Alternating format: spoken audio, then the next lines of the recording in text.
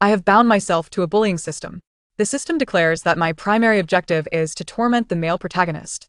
Yet, I find myself devoid of the requisite skills for such cruelty. Thus, upon encountering the male lead, I disdainfully regard him through my nostrils and irrationally demand, "You, show me your flower hand. I am the illustrious heir of a wealthy lineage." Awakening from a slumber on my grand 800-meter bed, my thoughts momentarily vacated. I pressed the call button at my bedside. Today marks the commencement of the Alecron Business School, and my mother has orchestrated an entourage of servants bustling about, all in an effort to ensure that I make a resounding impression among the throng of new students. However, even without her meticulous arrangements, I would undoubtedly capture everyone's attention. I let out a sigh. What am I to do? I feel somewhat anxious. The system, just awakening, lazily yawned. What is there to be anxious about? You are the one who will be bullying others, not the one being bullied. This thought vexes me. A month ago, I was merely an ordinary impoverished soul, inexplicably transported to this realm, and just as inexplicably, I had bound myself to a bullying system. The system had proclaimed, "The female supporting character has vanished due to a dimensional anomaly, and it is your role to fill the void." I inquired, by what right? The fate of this female character was tragically grim, and I had no intention of assuming her mantle. The system sneered, "Regardless, you are already dead. If you refuse this role, you would merely become the pig from the adjacent world. So, choose your fate." It's quite simple, really. Just fulfill the duties of the supporting character, and upon completion, I can resurrect you and return you to your original world. The mere thought of my former struggles made me reluctant to depart. I asked there no way to remain here? That is not an option, for the supporting character committed numerous malevolent acts to advance the plot and ultimately met her demise. To achieve a harmonious conclusion, she repented and took her own life. But time was running short. The chauffeur awaited me in a stretched Lincoln outside, while my mother continued her incessant admonitions. I found it difficult to absorb her words. The anticipation of what lay ahead caused my heart to race. I cannot possibly bully anyone. What am I to do? The system confidently assured me, "Fear not. There will be fixed tasks for you to follow." I could not help but murmur, "I truly wonder what kind of imbecile would conceive such a system." The system fell silent for a moment. I, too, am curious. My colleagues are all engaged in pursuits of wealth, beauty, and romance, while I am now isolated and bullied within the realm of systems. How tragic. S.O. Dear Best, the higher-ups insist that this is primarily to facilitate your completion of the story arc. Once everything concludes, they will assist me in altering the program, and we shall both be liberated. It seems I must resign myself to this fate. As the foremost prestigious academy in the nation, the students of the Alecron Business School are invariably either affluent or of noble lineage. Occasionally, exceptionally talented commoners are specially recruited, yet these individuals often become targets of bullying. The car came to a halt, and the driver opened the door, respectfully inviting me to alight. The system proclaimed loudly, "Exude your aura. Remember, you are the most powerful and wealthy individual in this institution. Today, you must establish your dominance. Do not stoop or slouch like a mere shrimp." I nodded, inhaled deeply, and stepped out of the vehicle. I lifted my gaze and straightened my posture. Having trained countless times, I had mastered the essence of it all, my chin slightly raised, and most importantly, I wore a disdainful expression as if surveying refuse. Indeed, as a supporting character, I instantly captivated everyone's attention. Whispers erupted around me. "Who is she? Is that handbag one of the globally limited edition with only a few dozen pieces?" Another remarked. "Not just that, I recognize those shoes. They are one of only 3 pairs in the world. Many wealthy individuals can't even acquire them. Seems like she's quite the formidable figure." To be honest, I was unfamiliar with the limited editions they mentioned. I merely felt a sense of exhilaration. System. What worries could there possibly be in such a life? Even if my time is brief, experiencing this once is enough. The system scoffed. "I hope you can say the same in the future. The dormitories in this school are typically shared by 2 students. However, I am afforded special privileges and must reside in an opulent single suite." After a comfortable night's sleep, the system roused me early the next morning. "Hurry. The male protagonist has arrived." Initially groggy, I immediately opened my eyes upon hearing those words. Yes, everything I was to do revolved around the male protagonist.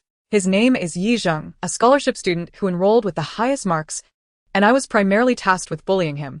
Moreover, this male protagonist's true identity, I shan't elaborate.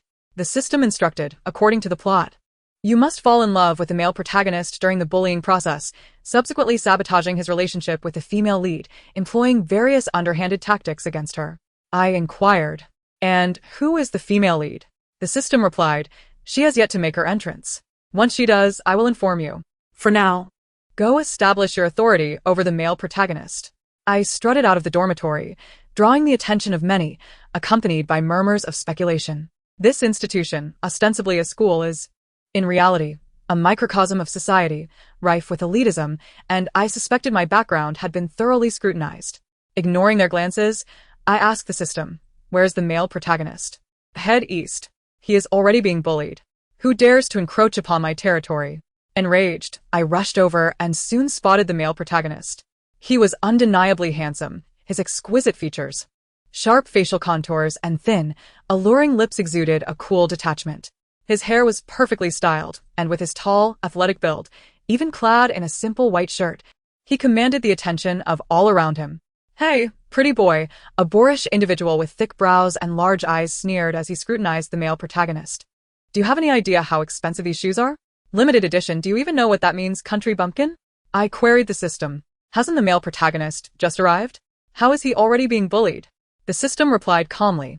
This school has always operated on a hierarchy where those of higher status bully those below them. Not only the impoverished, but even the wealthy can be victimized by those with greater wealth.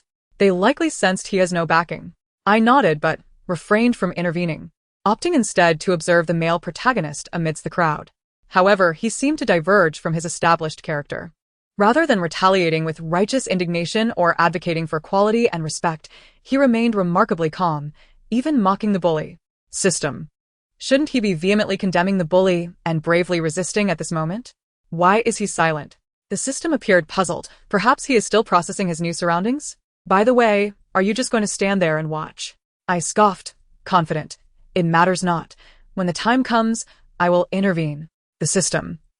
The bully, visibly more enraged at the sight of the male protagonist's demeanor, brazenly ordered him to lick his shoes clean before the gathered crowd. I could no longer bear to watch. Bullying even a handsome man? Do they not realize my penchant for attractive individuals? I must intervene. The system. Crossing my arms defiantly, I did not even spare a glance at the bully as I stepped forward, placing my foot on his shoe, disdainfully declaring, "Your shoes are so outdated. How dare you still wear them?" The bully slowly lifted his gaze to me, his eyes ablaze with fury. "You have 3 seconds to apologize to my shoe." I smirked, coldly replying while grinding my foot against a shoe, "This is how my shoe apologizes to yours." While I feigned bravado, I was still apprehensive. System, he won't strike me, will he? The system assured me, no, he won't. The system was correct. Just as the bully seemed poised to retaliate, one of his lackeys whispered something in his ear, prompting him to glare at me before storming off in a huff. System. I was remarkable today. I saved someone, and I genuinely feel proud of myself. The system remained silent for a prolonged moment. Is there a possibility that you came to bully him, rather than to save him?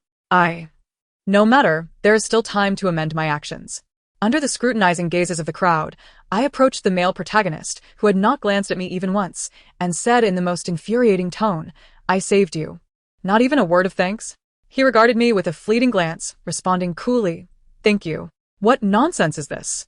Shouldn't he resent my arrogance and admonish me, thus provoking my ire to bully him? The system, equally perplexed, remarked, "I am at a loss too. You must find a way to provoke him. You two must begin as adversaries. Do not allow him to think you."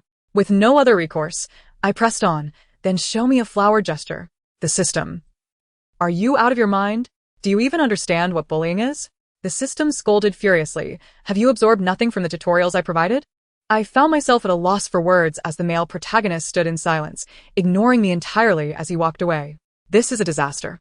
Quick, think of something. He is leaving. In a panic, I called out to his retreating figure, attempting one last salvage. "Hey you've piqued my interest. Mark my words. I will not let you off the hook." The system. On the way back, the system remained silent throughout. I sensed something was amiss and tentatively called out, "System?"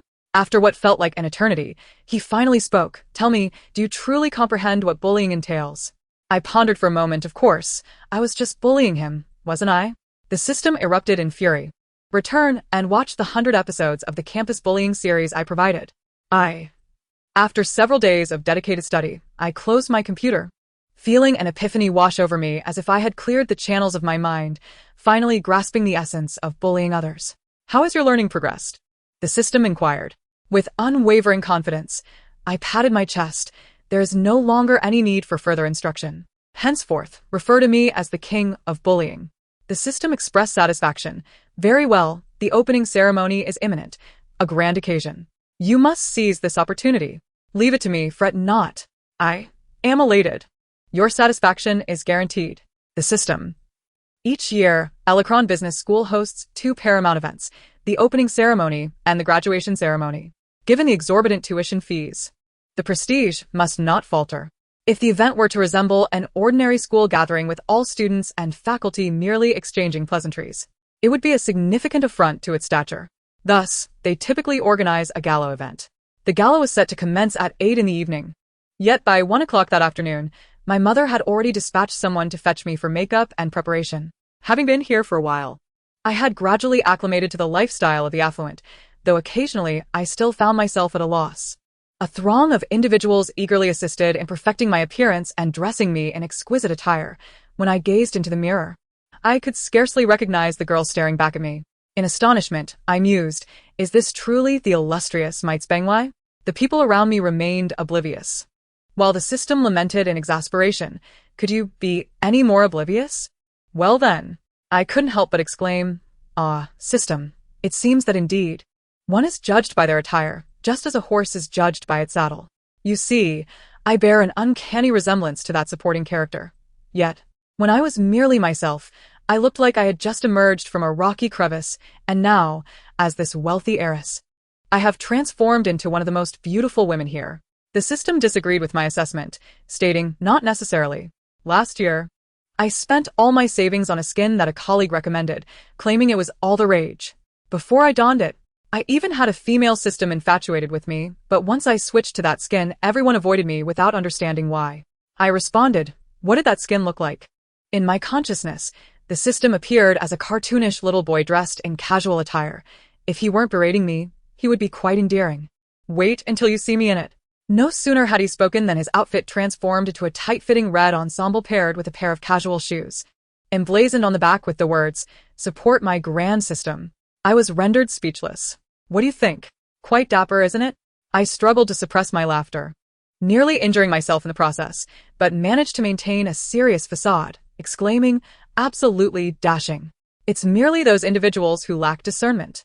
Ignore them from now on. Heed the advice of your colleague. He is a good person." Pleased by my words, the system beamed. "I didn't expect your intellect to be somewhat lacking, but your taste is commendable. Since you are attending the gala, I shall not change. It adds a touch of ceremony to your experience." All right. I was thoroughly amused by his notion of ceremony. I managed to stifle my laughter all the way to the school. My mother called, reminding me to make my entrance no later than fashionably late. I assented, nervously avoiding eye contact with the system for fear of erupting in laughter. "It's time," the system announced. "What?" I glanced at the clock. My mother instructed me to arrive a bit later. "Let's delay for another 10 minutes. The system fell silent. 10 minutes later, after adjusting my pose in front of the mirror, I officially set off. Remember tonight's mission? Absolutely. The gala was held in the school's grand auditorium. I had often heard my mother speak of its renowned architecture, a true artistic classic, though I had never visited before. Today promised to be an enlightening experience. However, upon arrival, I found it merely lavish and expansive, perhaps a reflection of my own lack of artistic sensibility. Countless gazes scrutinized me, causing a flutter of anxiety. What should I do? I'm so socially anxious. The system encouraged me, "Fear not. Just remember I'm here with you. Brother, if you hadn't mentioned it, I might have been fine, but now, glancing at your attire, I'm afraid I might burst into laughter." I managed to keep it together. With my chin held high, I exuded the haughty confidence of a wealthy heiress, and soon enough, someone approached me. "Hello." Recalling my persona, I ignored them and strode directly to the center of the crowd, raising a glass of red wine to take a small sip. This aloof demeanor did not deter them. Rather, more and more people congregated around me, initiating conversation. I maintained a cold expression, occasionally responding with a word or two, while the incessant flattery buzzed around me, prompting a silent sigh of resignation. Wealth truly can work wonders. The system was satisfied with my performance thus far, encouraging me, "Excellent. Maintain this rhythm. The male lead will appear shortly. I found it puzzling, but all I see are wealthy individuals. How could the male lead possibly show up? We still need servers. The system clarified. In previous years, the school has hired servers at high wages for the gala. Many students from ordinary backgrounds seize this opportunity to earn some pocket money. The male lead will undoubtedly be present tonight. I understood. After scanning the crowd for a while, without spotting the male lead, I began to feel bored when a commotion erupted at the entrance. A girl exclaimed, "It's young Master Feng." Yes, indeed. Young Master Feng has actually come. Doesn't he usually avoid such events? Oh my, today is truly fortuitous. Hearing this, I sensed that this individual was significant, prompting me to inquire of the system. Who is this? He seems impressive. His name is Feng Juning. He is a prominent figure at the school, a veritable ruler. The tall guy you had a conflict with last time is his #1 subordinate. I gasped, swiftly asking, which family is more formidable, mine or his? They are evenly matched. Alas, it seemed I had encountered a formidable opponent. Once he fully entered the hall, I was able to discern his features. He was tall, sporting a buzz cut, with sharp brows and piercing eyes. His right ear adorned with a sparkling earring. Even in this setting, he wore nothing but sneakers, exuding an effortless, commanding presence. Perhaps sensing my gaze, he suddenly turned to look at me, his eyes sharp and unyielding, leaving me feeling exposed. I'm so scared. Stand firm. Do not avert your gaze. If you do, you will lose. Return his stare with composure. Very well. After a prolonged minute of silent confrontation, he smirked mischievously, shifting his gaze away first. I exhaled in relief, feeling a wave of anxiety wash over me when the system suddenly shouted, "The male lead has arrived." Oh! Peering through the crowd, I spotted the tall figure clad in a server's uniform. He was as striking as I remembered, possessing a unique aura, even in this setting. Truly deserving of the title of male lead. The system fumed, "You're still infatuated. Look, that tall guy is bullying him again." I focused, and indeed, the tall guy had deliberately collided with the male lead, then falsely accused him of the act, now demanding an apology while kneeling. Why does he keep targeting the male lead? What's his issue? I don't know, but it's an excellent opportunity. Hurry and stir the pot. Absolutely, watch me shine. Wearing high heels, I walked carefully to avoid a public fall, though my slow pace lent an air of elegance, complemented by the catwalk I had practiced for so long, eliciting gasps from the onlookers. Truly the only daughter of the Jiang family, her poise is unparalleled. Indeed, if I weren't already engaged, I would pursue her. As I approached the periphery, I smirked. I wondered who it was. Turns out it's you. The onlookers turned their heads, parting to create a path for me. I sauntered forward, locking eyes with the male lead. Do you remember? You still owe me something. This declaration left the crowd momentarily stunned. The male lead pressed his lips together, his indifferent gaze sweeping across my face, without lingering. The tall guy interjected. "Oh, Miss Jiang. I recall that day when you were protecting this fellow. What's changed now?" I cast him a cold glance. "Perhaps you are mistaken. I have never protected anyone nor taken sides. I merely possess a temper that compels me to rectify the things I find intolerable." The tall guy fell silent, exhaling sharply, and ceased further discourse. "Hurry, bully him. Relentlessly." The system's eyes gleamed with excitement. "Even if he cries and begs for mercy, do not relent." Had he been watching Peculiar Things lately? Just as I was about to unleash my carefully crafted words, another figure approached. "Ah, it's Miss Jiang," came the voice of Feng Juning, who approached with his hands casually tucked into his pockets, exuding an air of nonchalance. "Big Eyes, why aren't you apologizing to Miss Jiang?" I was taken aback. What apology? Moreover, is this person truly named Big Eyes? Feng Juning suddenly bent down, leaning towards me with a playful demeanor. "I know about that incident the other day. It's my brother's fault for being so oblivious. He was showing off his new shoes and accidentally sullied Miss Jiang's shoe soles." I was left speechless. What does he mean by oblivious? And new shoes? Is he deliberately speaking in a sarcastic manner to insult me? Big Eyes lazily bowed in agreement, his voice dripping with mockery. "Sorry, Miss Jiang. I was at a loss for words. System, this person seems quite formidable. I'm genuinely frightened." The system replied, "Forget about him. He's not the focal point. Look, the male lead has left. There's no point in lingering any longer."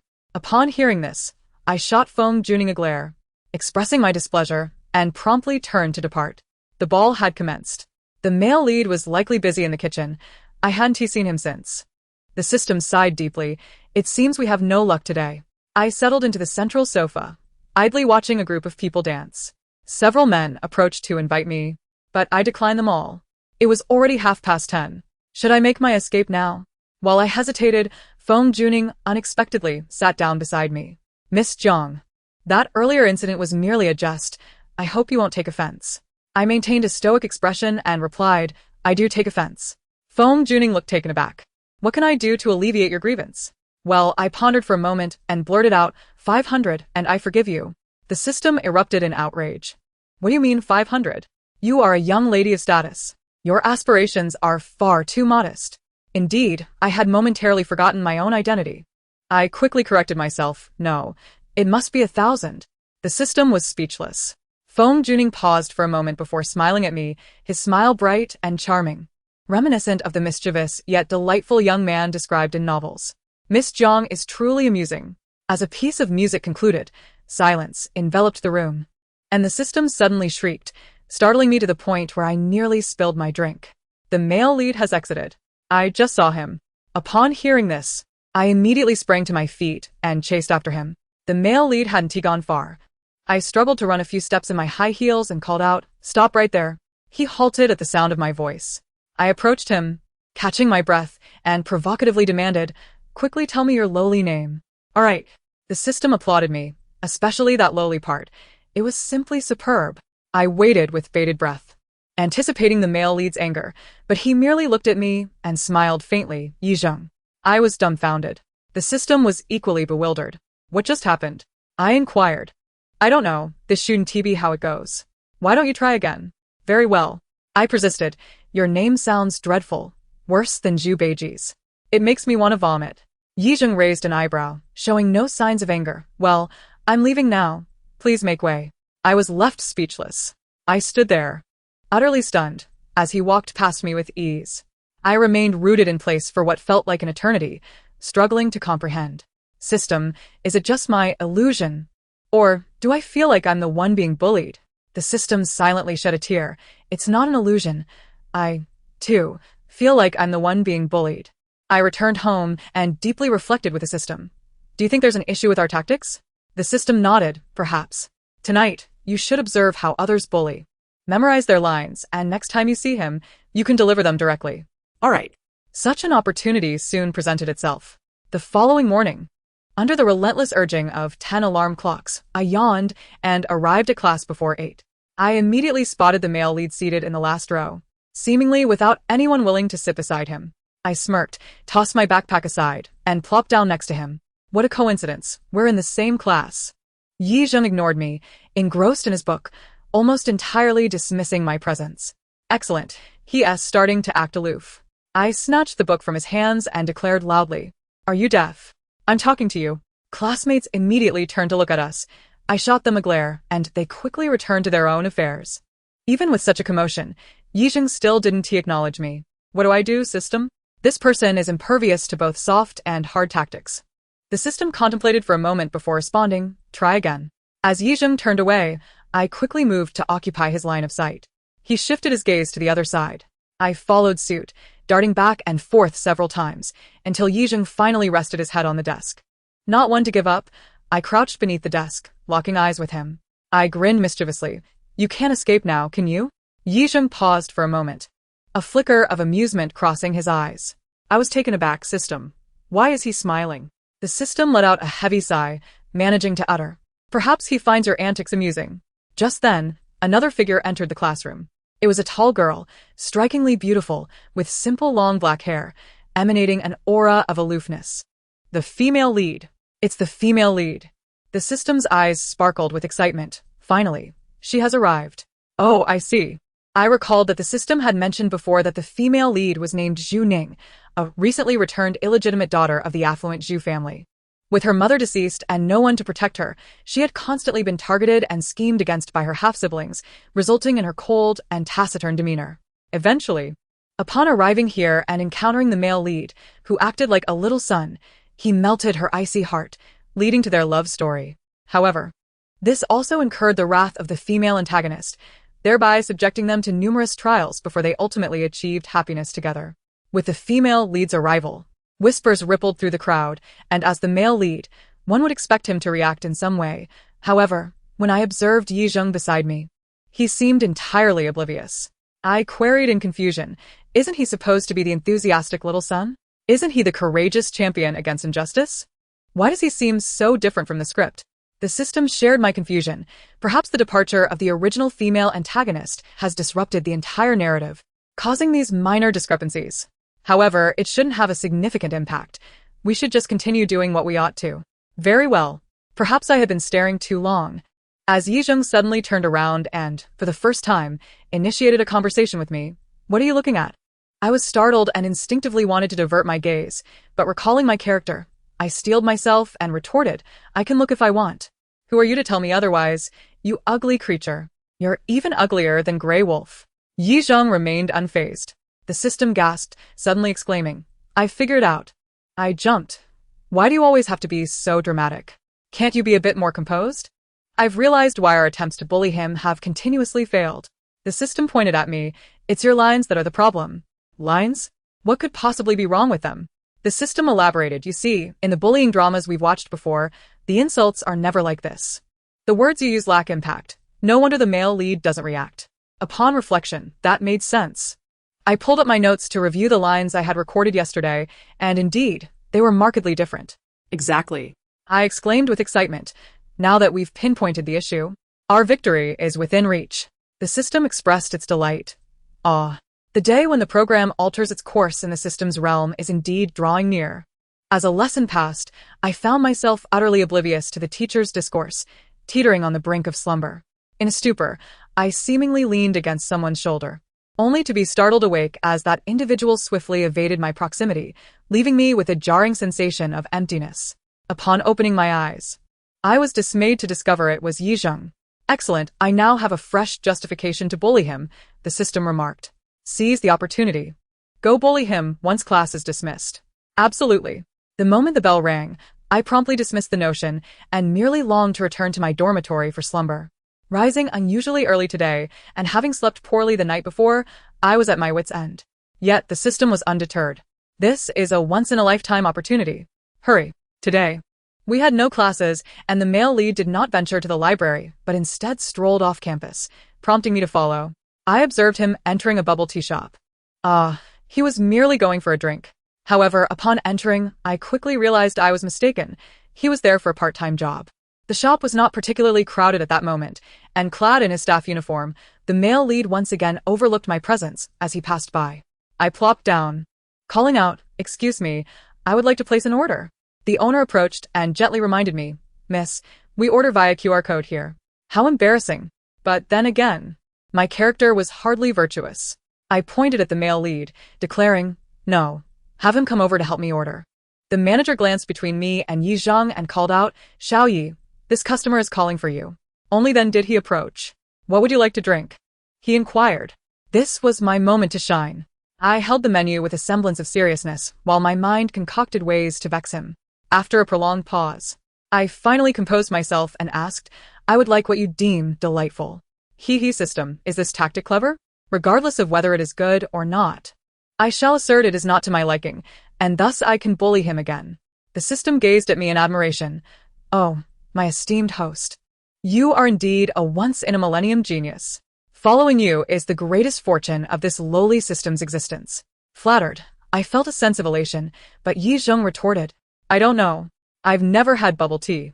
Silence enveloped me, and I felt utterly disarmed. System, how unfortunate he is. He has never tasted bubble tea. Alas. The plight of the impoverished I have endured, and thus understand. In my previous life, I was an orphan, devoid of everything, my academic performance mediocre, and unable to secure stable employment, barely scraping by on a meager monthly salary of 2,800. The system, too, shed tears. Indeed, it is truly tragic. Why not treat him to a cup of bubble tea? Once he is finished, we can continue to bully him. I wholeheartedly agreed. Ahem.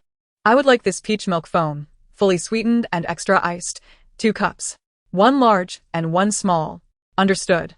After placing the order, Yi Zheng returned to assist in the back, and as I gazed at his slender, upright figure, a wave of sorrow washed over me.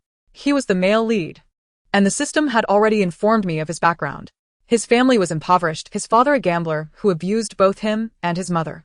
Following his father's untimely death when Yizheng was 14, he lived with his mother, a nurse with a meager income.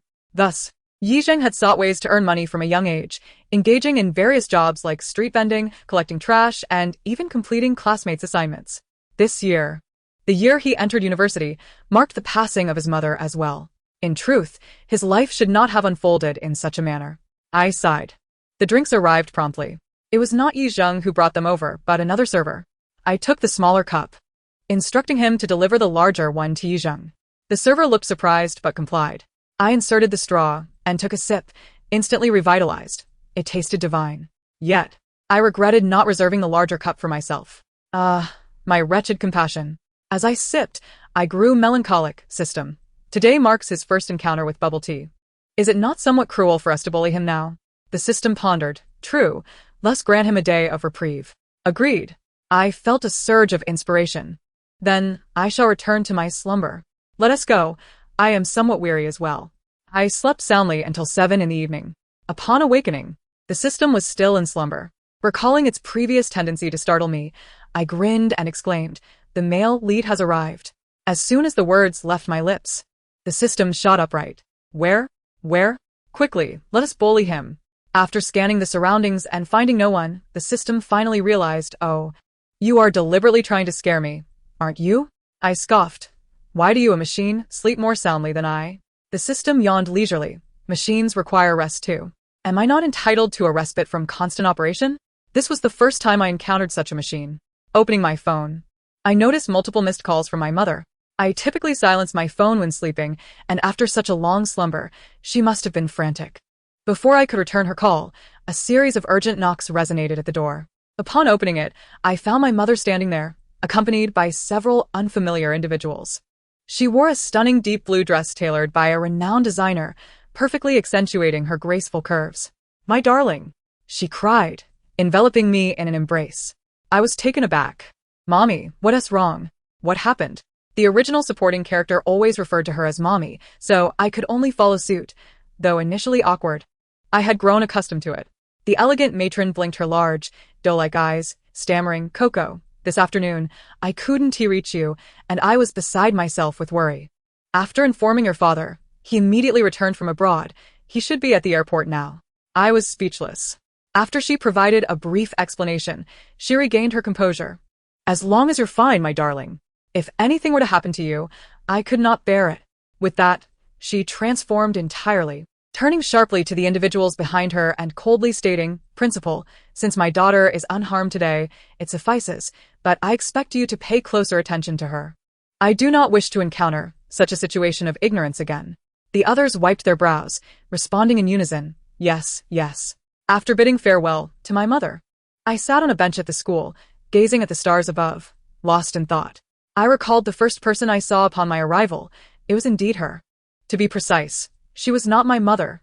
I was merely a wandering spirit inhabiting her daughter's identity, destined to depart upon completing the narrative. Yet, having been an orphan for so long, I genuinely felt her love.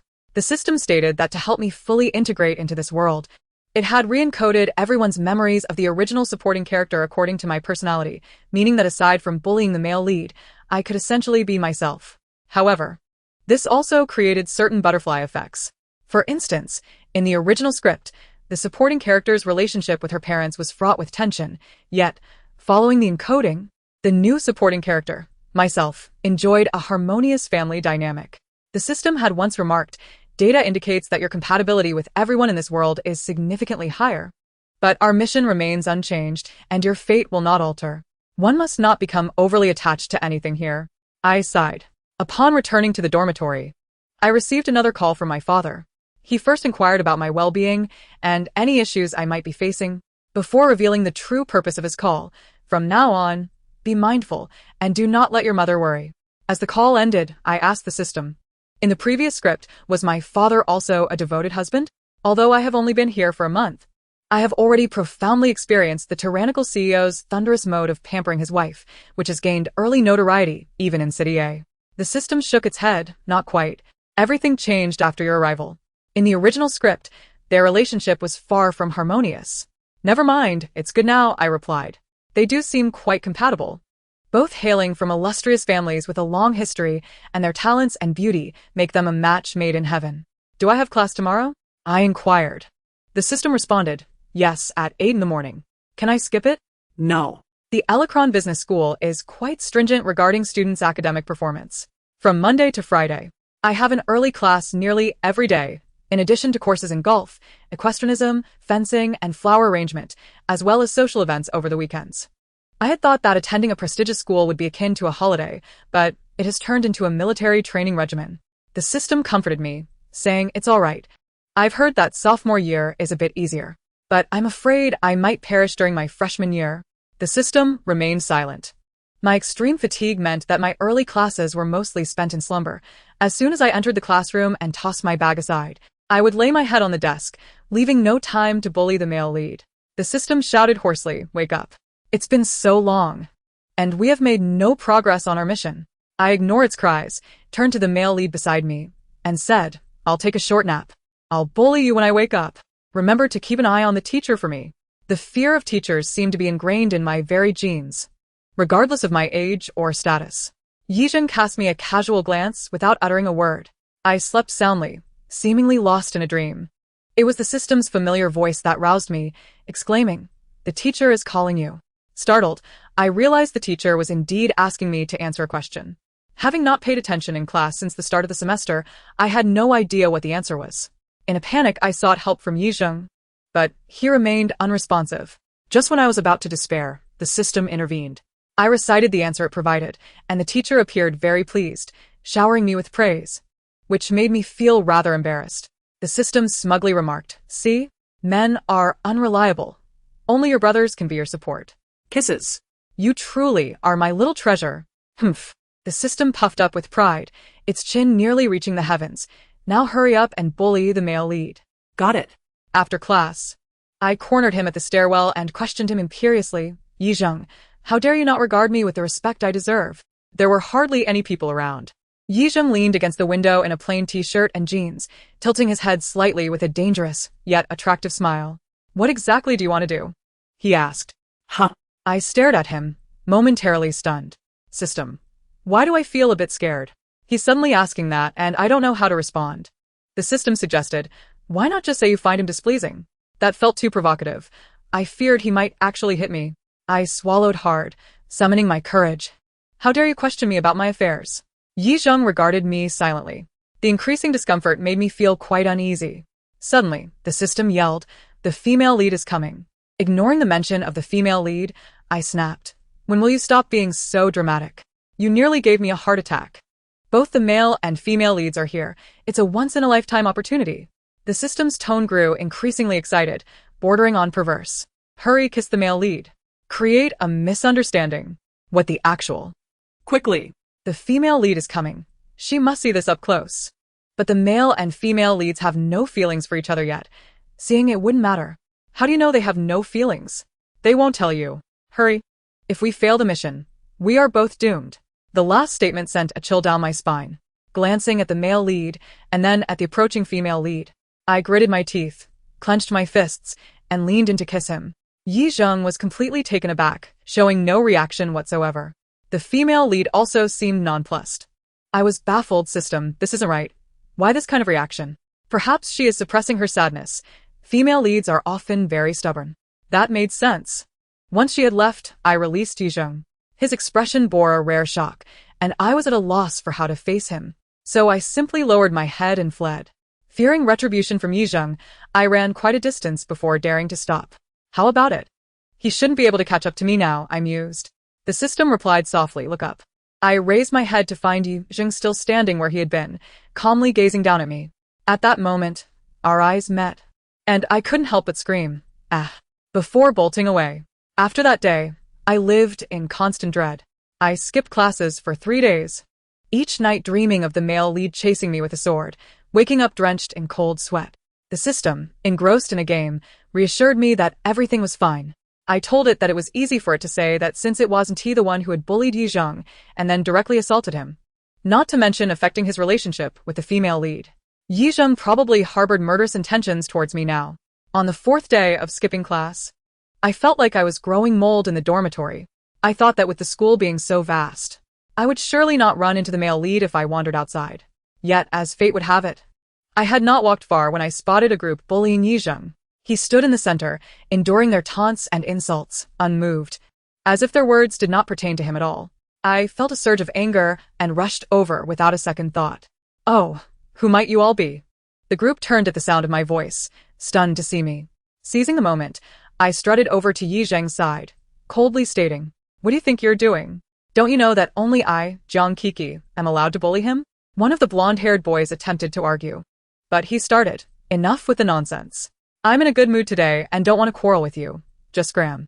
The blonde boy wanted to retort, but, seeing my demeanor, could only glare at Yizheng venomously before storming off with his companions. Once they had dispersed, it was just Yizheng and me. Surely, he wouldn't dare to strike me with so many witnesses around. Just as I was feeling anxious, Yizheng suddenly spoke. "Thank you." What did he say? I questioned my ears. System. Did I hear that right? The system paused for a moment. You likely did, but isn't it a bit strange? What could have prompted him to say, "Thank you"?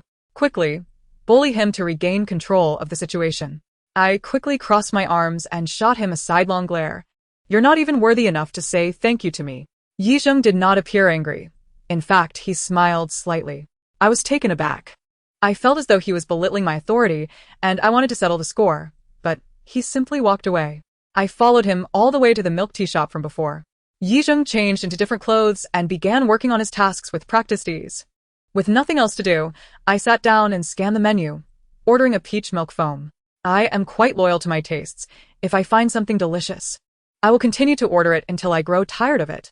The shop was a bit crowded at the moment, and seeing Yizheng busy, I wisely refrained from causing any trouble. The system, engrossed in its game, had no time for me, so I found a movie to watch, planning to bully him once he finished his work. Just as I was getting engrossed in the film, a familiar voice interrupted me. "Miss Jiang, what a coincidence." I looked up, startled to see Feng Juning, accompanied by several others, including the big-eyed person I had clashed with before.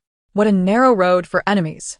I cursed inwardly and replied with a blank expression, "Yes, indeed a coincidence." Feng Juning chuckled. "Miss Jiang actually enjoys such beverages?" I presumed only the lower class had a penchant for them. He was mockingly deriding my passion, my long-held belief. In that previous world, if I had merely 30 yuan in my pocket, I would rather indulge in a cup of milk tea than have a meal. He may disdain me, but how could he look down upon such a delightful and sweet beverage? I scoffed. "I simply enjoy it. What business is it of yours?" "Just making an observation." "Miss Jiang needn't take offense," he replied, turning his gaze to Yizheng, who was diligently occupied in the corner. "I am merely curious, amidst so many shops around. What draws you exclusively to this one? Is it the taste?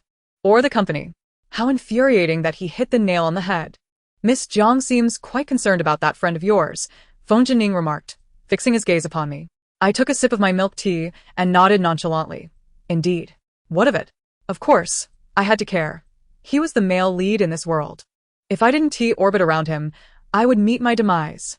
Feng Jining appeared momentarily taken aback.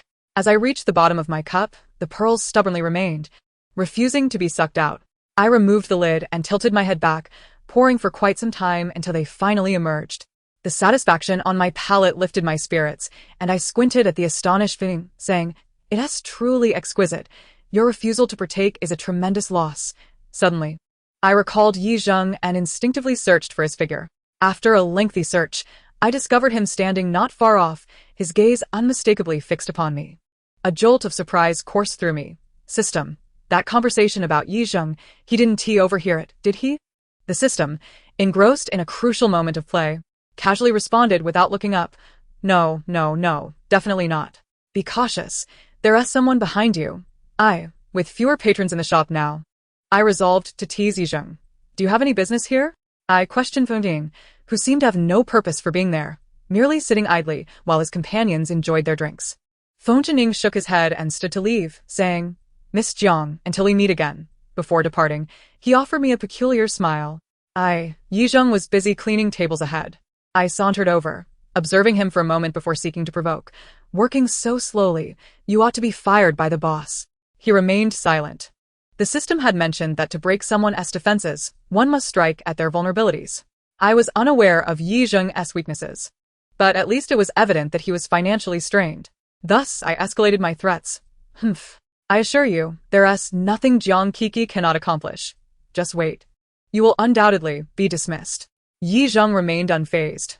Would you like anything else to drink? What should I do, system? Why is he showing no reaction whatsoever? We bullied him for so long, yet he hasn't displayed any anger. The system, having just concluded a game, finally had time to address me. Perhaps he is quietly bottling up his frustration.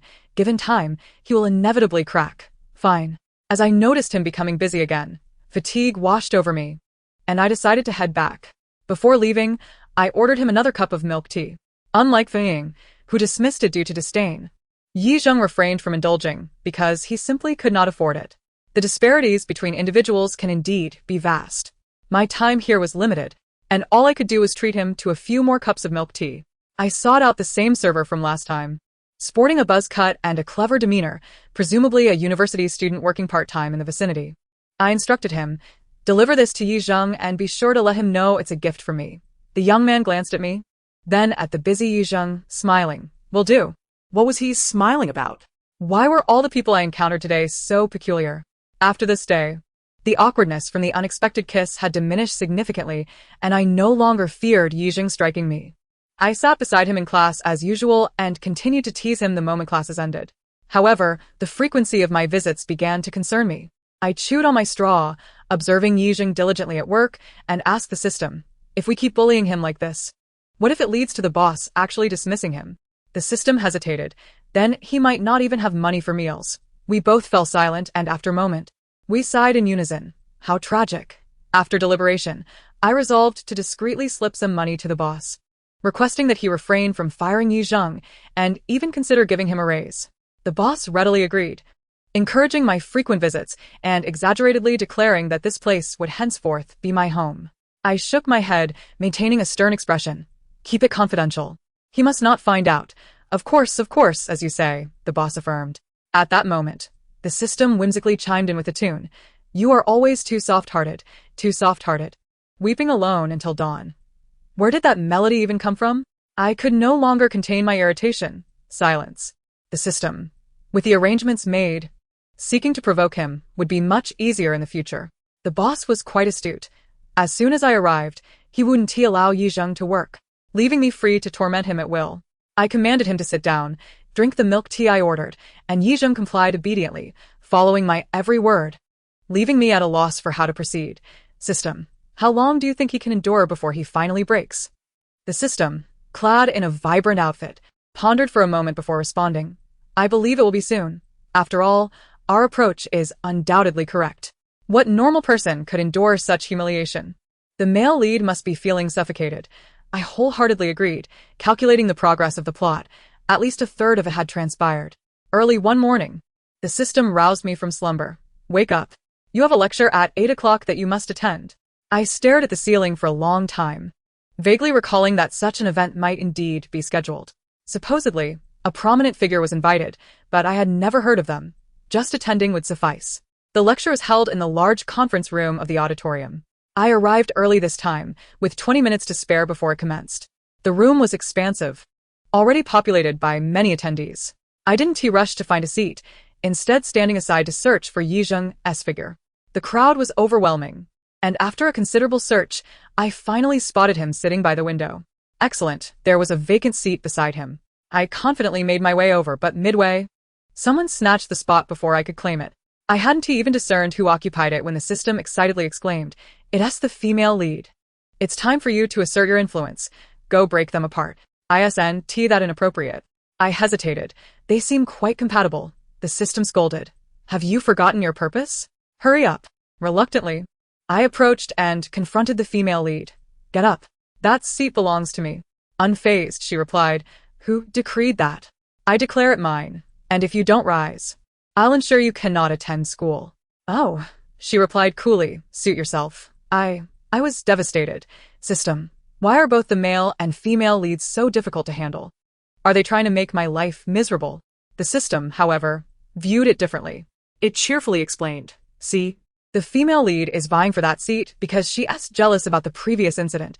She is now asserting her claim over the male lead. This development significantly advances their romantic storyline and propels the plot forward, allowing us to complete our mission sooner. Moreover, her blatant opposition to you today gives you a reasonable excuse to bully her. I found the system S analysis quite logical, and my spirits lifted. Class is about to start. You should sit in front of them, the system suggested. Just you wait, I declared fiercely before taking a seat in front. Just as I settled down, someone sat beside me. Miss Jiang. We meet again. Feng Juning flashed me a mischievous smile, the diamond in his right ear glinting with reckless abandon. He leaned closer to my ear and whispered, "How is it that the illustrious Miss Jiang cannot even handle a mere illegitimate child? Do you require my assistance?" I was taken aback. He had evidently witnessed everything. I shot him a cold glare. No need. Mind your own business. He remained silent, merely shaking his head. The lecture commenced. Today's speaker was an elderly gentleman. The principal began with a lengthy introduction, extolling the elder's numerous accomplishments, yet I absorbed not a single word. My head bowed as I donned my headphones and scrolled through short videos. The old man then embarked on an interminable discourse. Some students in the front row were visibly excited, responding eagerly to his every utterance, but I was unfazed. It was during such moments that I often stumbled upon amusing videos. My laughter, being easily triggered, was impossible to suppress, and the system joined me, laughing heartily and unabashedly. Noticing my head bobbing with laughter, Feng Juning patted my shoulder. I had not yet concealed my smile. He frowned and inquired, "Are you all right?" I'm fine. "I just came across something amusing, ha ha ha." Feng Juning raised an eyebrow. What could possibly amuse you so? Intrigued by his curiosity, I reluctantly offered him one of my earbuds. Put it on. After sharing an assortment of videos, Feng Juning, too, succumbed to laughter. I beamed. Isn't it hilarious? I usually enjoy such comedic content, hence the algorithm predominantly suggests it to me. Feng Juning nodded, the corners of his eyes lifting slightly with a hint of coolness. Although the mirth in his gaze was palpable. Indeed, quite humorous, but I find myself laughing at you. What could possibly be amusing about me? I shot him a look and snatched back my earbud. Give it back. Unappreciative. Such a waste of talent. Feng Juning's grin widened. Before I could retort, someone tapped me from behind, and I turned in annoyance to find it was Yizheng. His seat was slightly elevated, casting an impression of superiority as he regarded me. Keep it down. Don't disturb others. His tone carried a hint of discontent, which I had come to recognize after spending considerable time together. I was astonished, system. I've never seen him like this. He never reacts when I bully him. Who knew I would witness a change today? Indeed, quite the rarity, I might weep, the system exclaimed, nearly shedding tears. Nevertheless, I was cautious.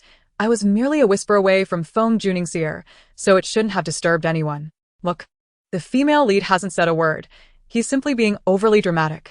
Despite my words, I obediently turned off my phone, listening to the lecture for a while before succumbing to slumber. I slept soundly. When someone called my name, I initially thought it was dawn, time to rise.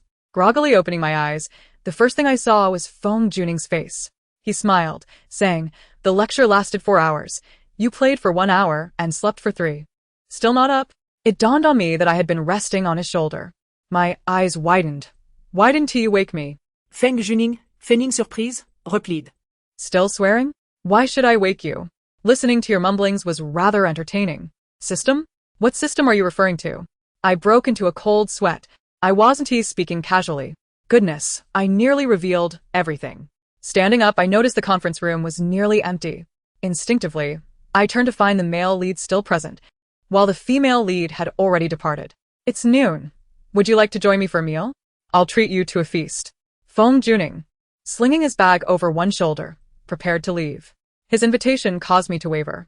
What to do? I longed for a sumptuous meal, but also felt compelled to torment the male lead. In my indecision, the male lead suddenly stood and created quite a commotion. I jumped in surprise and hurried after him, calling out to Feng Juning, "Another time. I have matters to attend to today." The male lead walked swiftly. It took me quite a while to catch up. Remembering our earlier class, I raised my voice. "Yizheng, What do you mean by that? how dare you complain about my noise? You must endure it, do you understand?" Yizheng abruptly halted. I couldn't stop in time and collided into his chest, which was quite solid.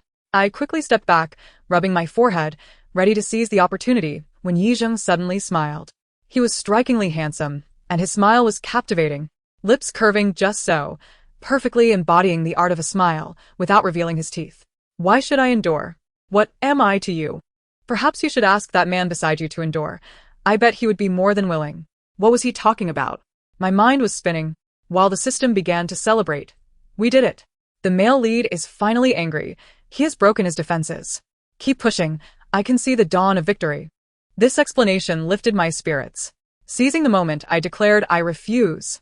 You must endure me. You have no right to reject this lady. Yijing paused, then asked, what about him? Huh? That man. Had he taken some strange medication today? Why did he keep bringing up Feng Juning?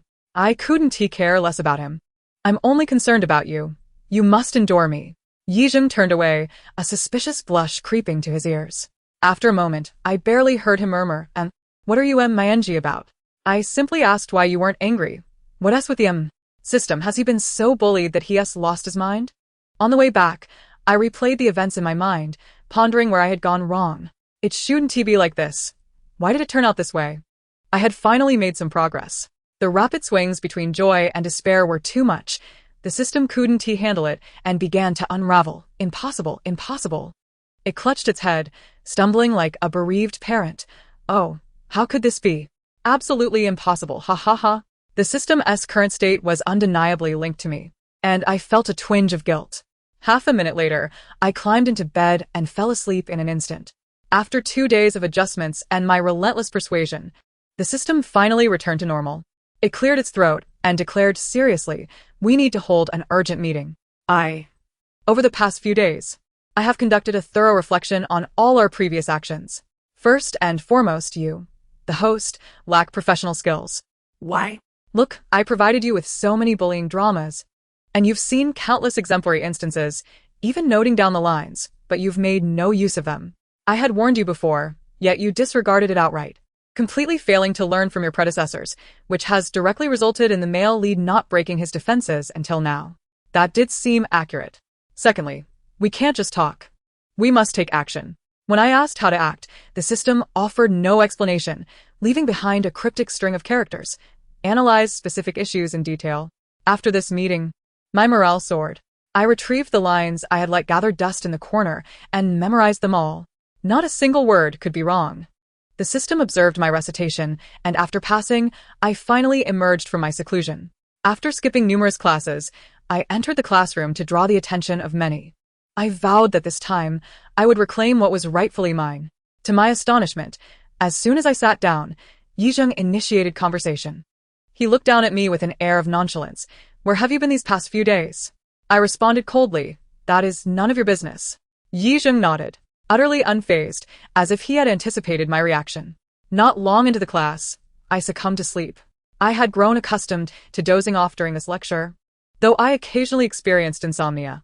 As the system called out for the teacher once again, urging me to respond to a question, I abruptly opened my eyes to find myself resting against the shoulder of the male protagonist. How peculiar. Why did he not push me away this time? In a moment of confusion, the teacher reiterated, can you hear me? The student in the last row wearing a hat, please answer the question. Indeed, it was I. Today. I had chosen a casual style, even adorning myself with a vibrant red baseball cap. This was disastrous. My classmates turned to glance at me, and feeling a bit embarrassed. I was about to rise when Yijing unexpectedly pressed me down, deftly snatching my cap and placing it upon his own head. I was taken aback. He was quite tall, and when he stood, the spacious classroom felt somewhat cramped. Calmly and confidently, he accepted the scrutiny of all eyes upon him, his voice resonating slowly and profoundly as he articulated his answer with clarity and logic.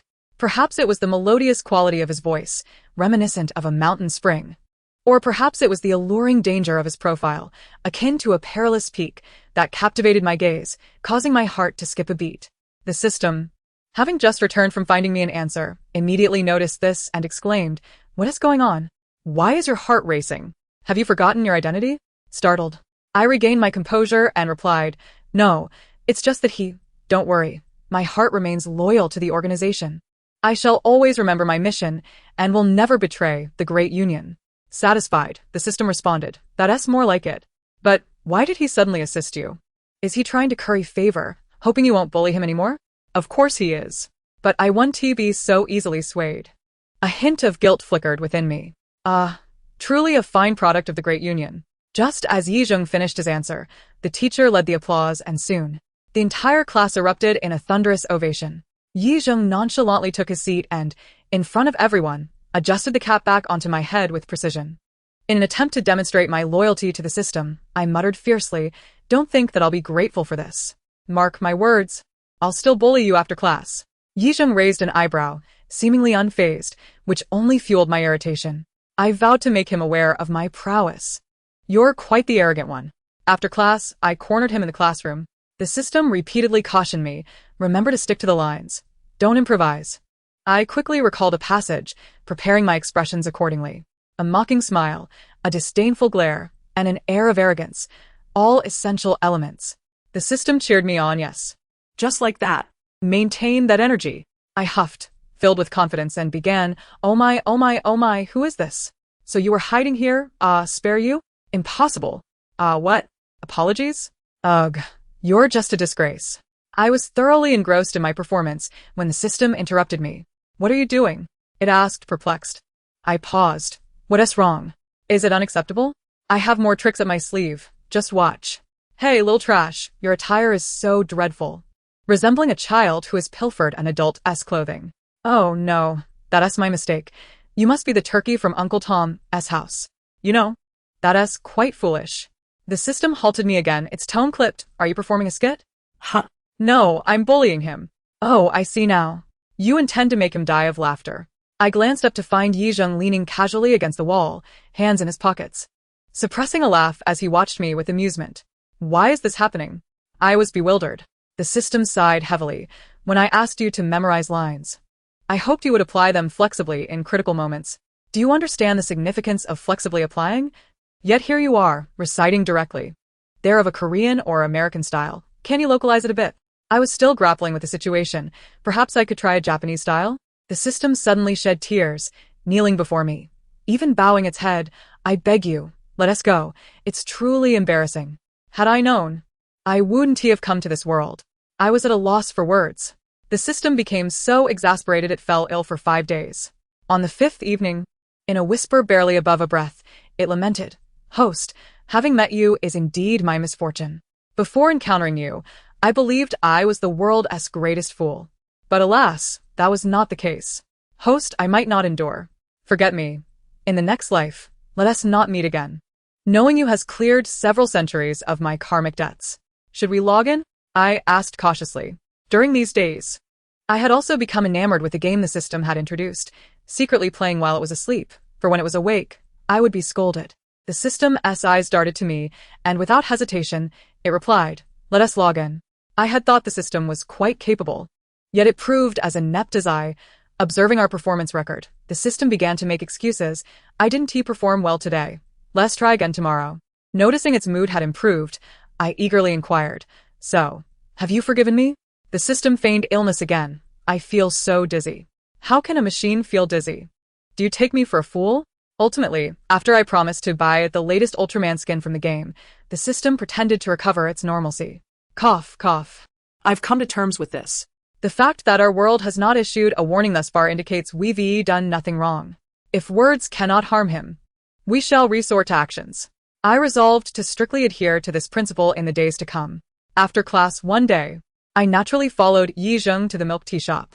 On the way, my shoelace came undone. Summoning my courage, I feigned authority and commanded, "Hey, tie my shoelaces."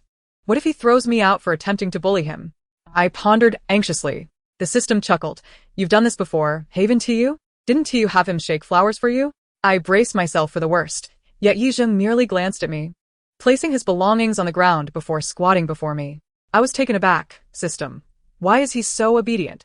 The system was equally astonished. "I don't know. Could it be he truly fears you?" Encouraged by the system's words, I felt a surge of confidence. Just as Yizheng stood up, I tossed my backpack at him, declaring, "Carry my bag." He still bore no sign of resentment, replying simply, "Okay."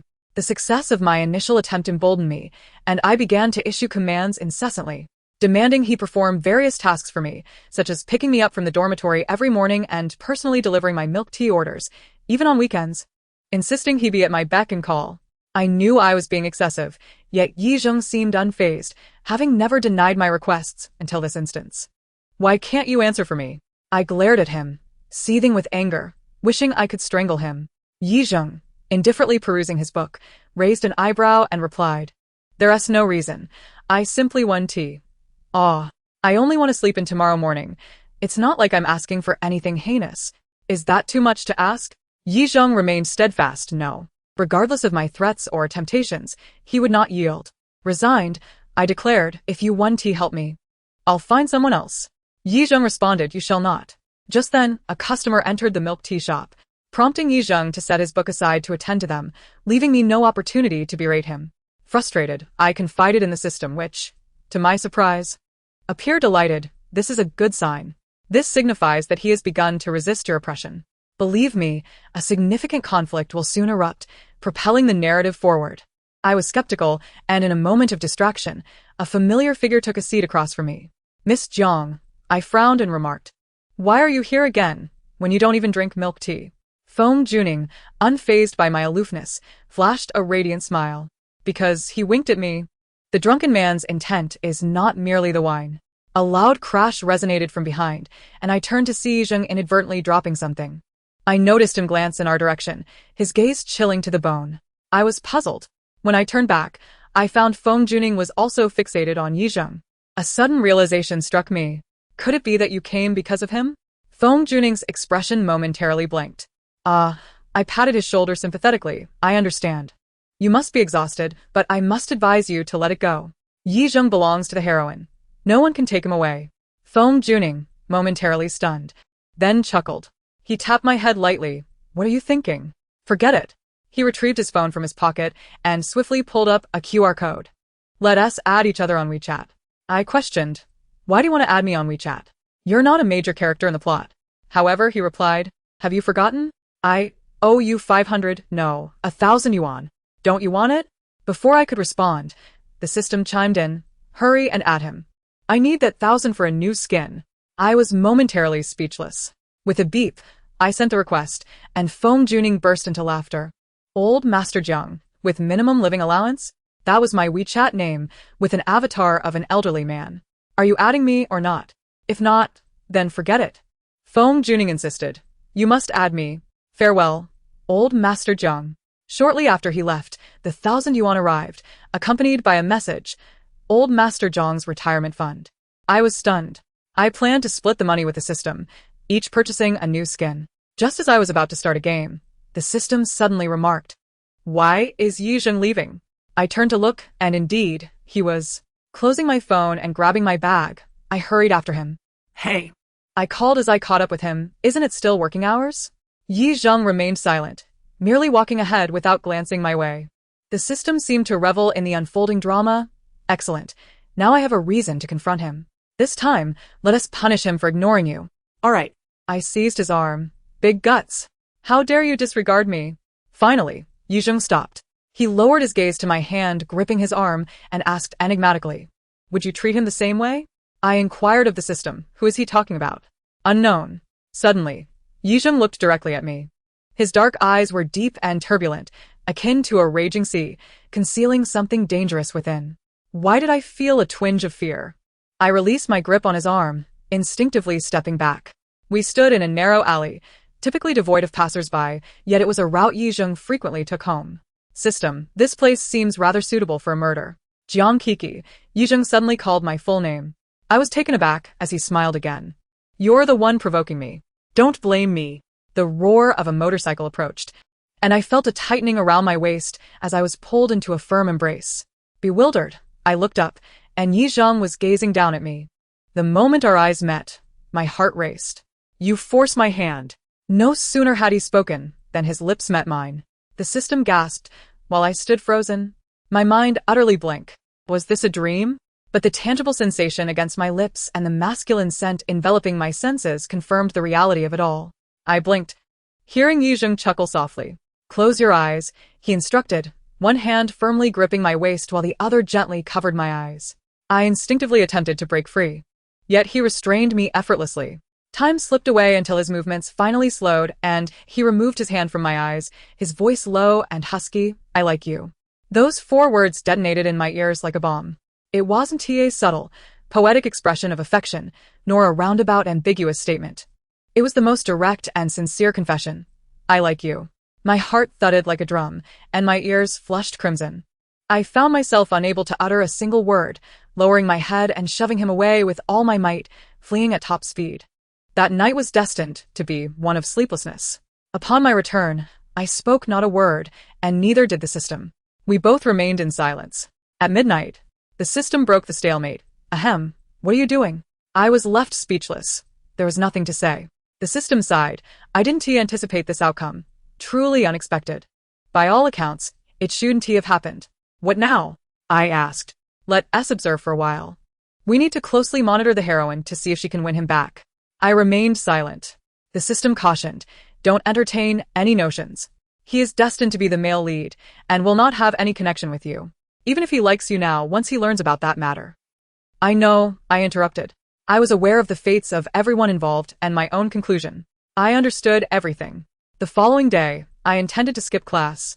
But the persistent system urged me to confront the heroine, threatening to barrage me with DJ music if I didn't comply. Unable to resist, I reluctantly went. Yizheng had arrived early. Recalling yesterday's events, I chose a seat away from him, preferring to maintain some distance until he fell back in love with the heroine. Throughout the class, I couldn't focus on anything, nor could I sleep. My heart was in turmoil. The thought of Yizheng being hurt made me feel as if I were being stabbed with a soft knife. System, are you sure he won't be upset? The system impatiently replied, how many times must you ask? He asked the male lead. Yesterday was merely a moment of impulse. He has likely already moved on today. So, what is there to be upset about? The plot is unyielding. This is just an anomaly.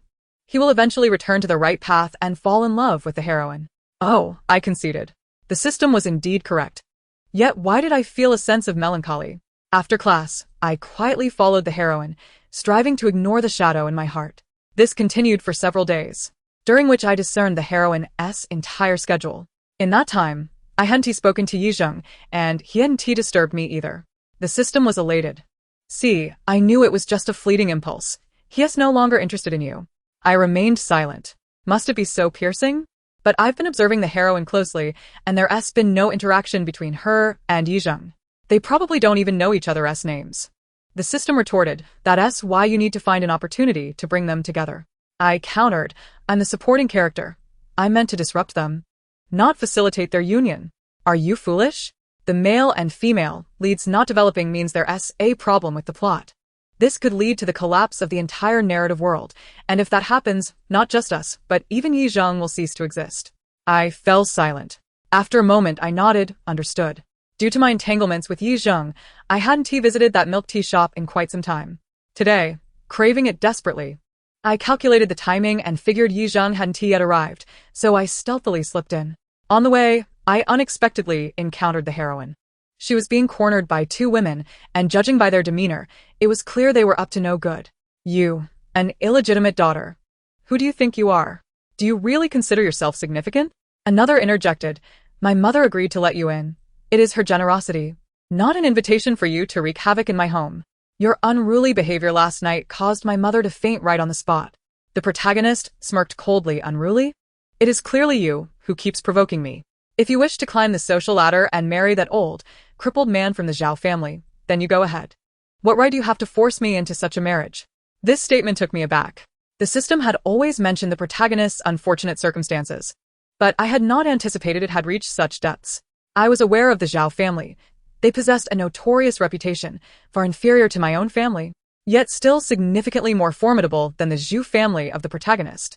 The Zhao patriarch was lecherous, having married 7 or 8 times, with numerous mistresses and illegitimate children. For them to demand the protagonist's hand in marriage was akin to pushing her into a fiery abyss. I felt a surge of anger. I hold great respect for anyone striving to live with dignity, especially someone as beautiful as the protagonist. I am a connoisseur of beauty. I admire not only handsome men, but also stunning women. Although I had previously experienced minor conflicts with the protagonist, they were entirely of my own making, and I was in the wrong. This time, I was determined to assist her. It was absurd to think such a lovely girl could be wed to that despicable old man. Xiao Ning, who are these people?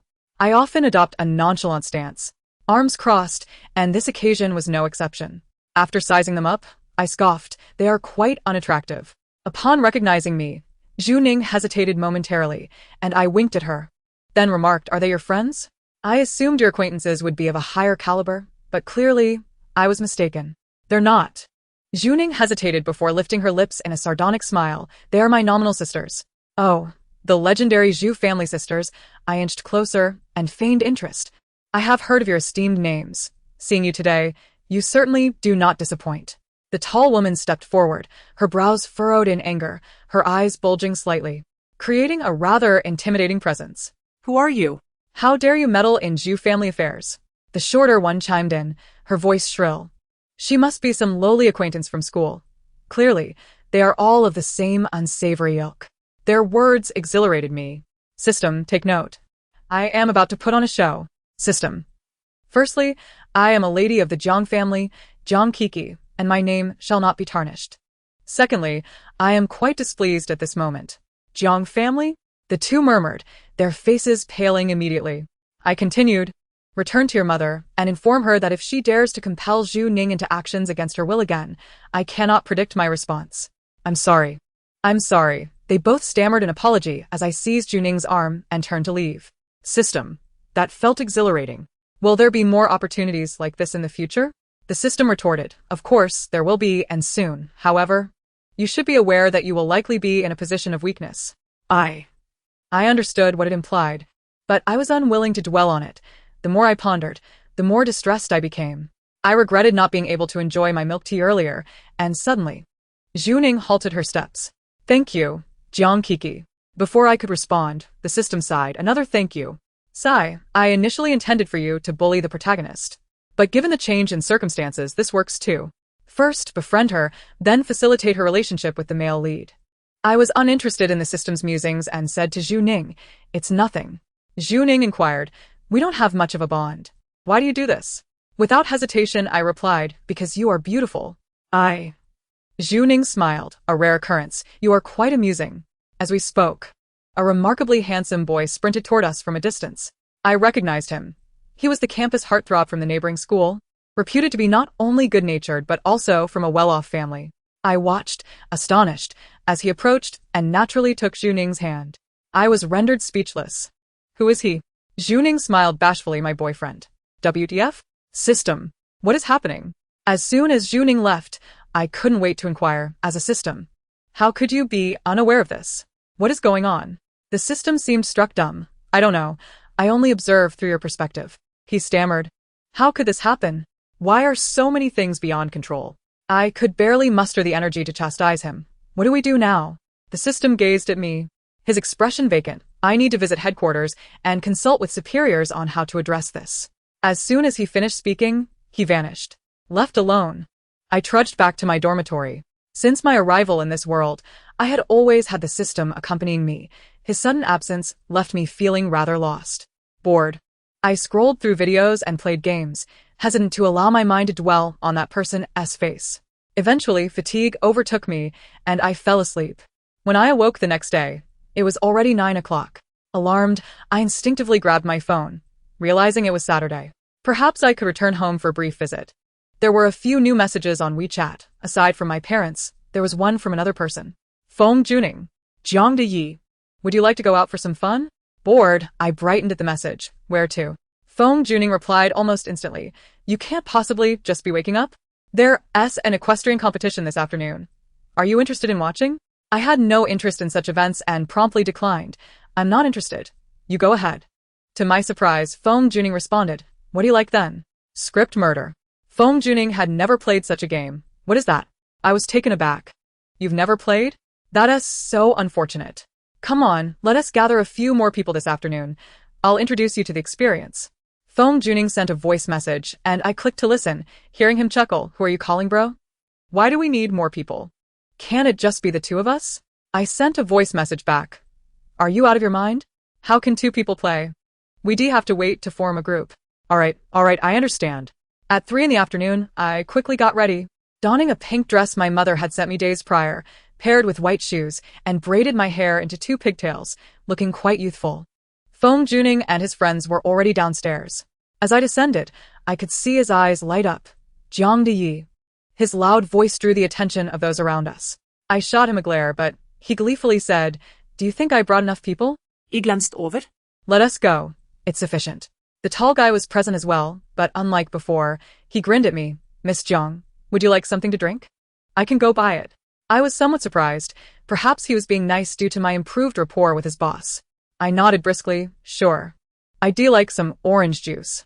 Since I couldn't have peach milk foam, anything else would suffice. Upon arriving at the store, I suggested a horror game. But Feng Juning awkwardly said, "Let us avoid horror. De Yen is scared." De Yen stood nearby, confused. "I'm not scared." Feng Juning coughed heavily and discreetly kicked him, to which De Yen scratched his head and gave me a goofy smile. "Yes, Miss Jiang, I'm scared. I'm always scared." I couldn't be bothered to expose their little charade and casually selected a game that combined emotional elements with suspense. Everyone chose their roles. I picked a character named Xiao Ai, and De Yen immediately declared, "I'm Xiaolin." I casually remarked, "Then you're my boyfriend." The atmosphere abruptly became tense. Everyone turned their gaze toward me. I hastily clarified I was referring to the script. With a resounding thud, a character named Big Eye was unceremoniously kicked to the ground by Feng Juning.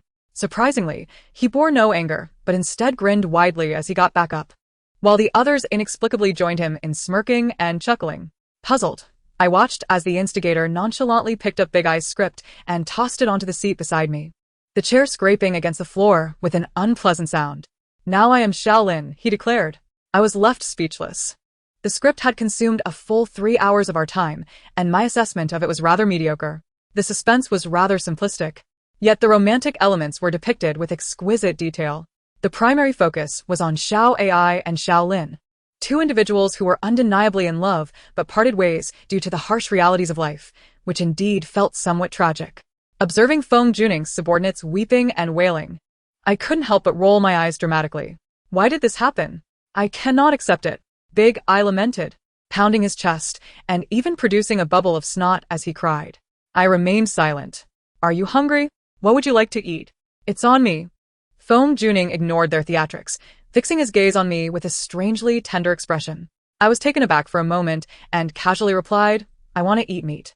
Ultimately, we found ourselves at a barbecue restaurant.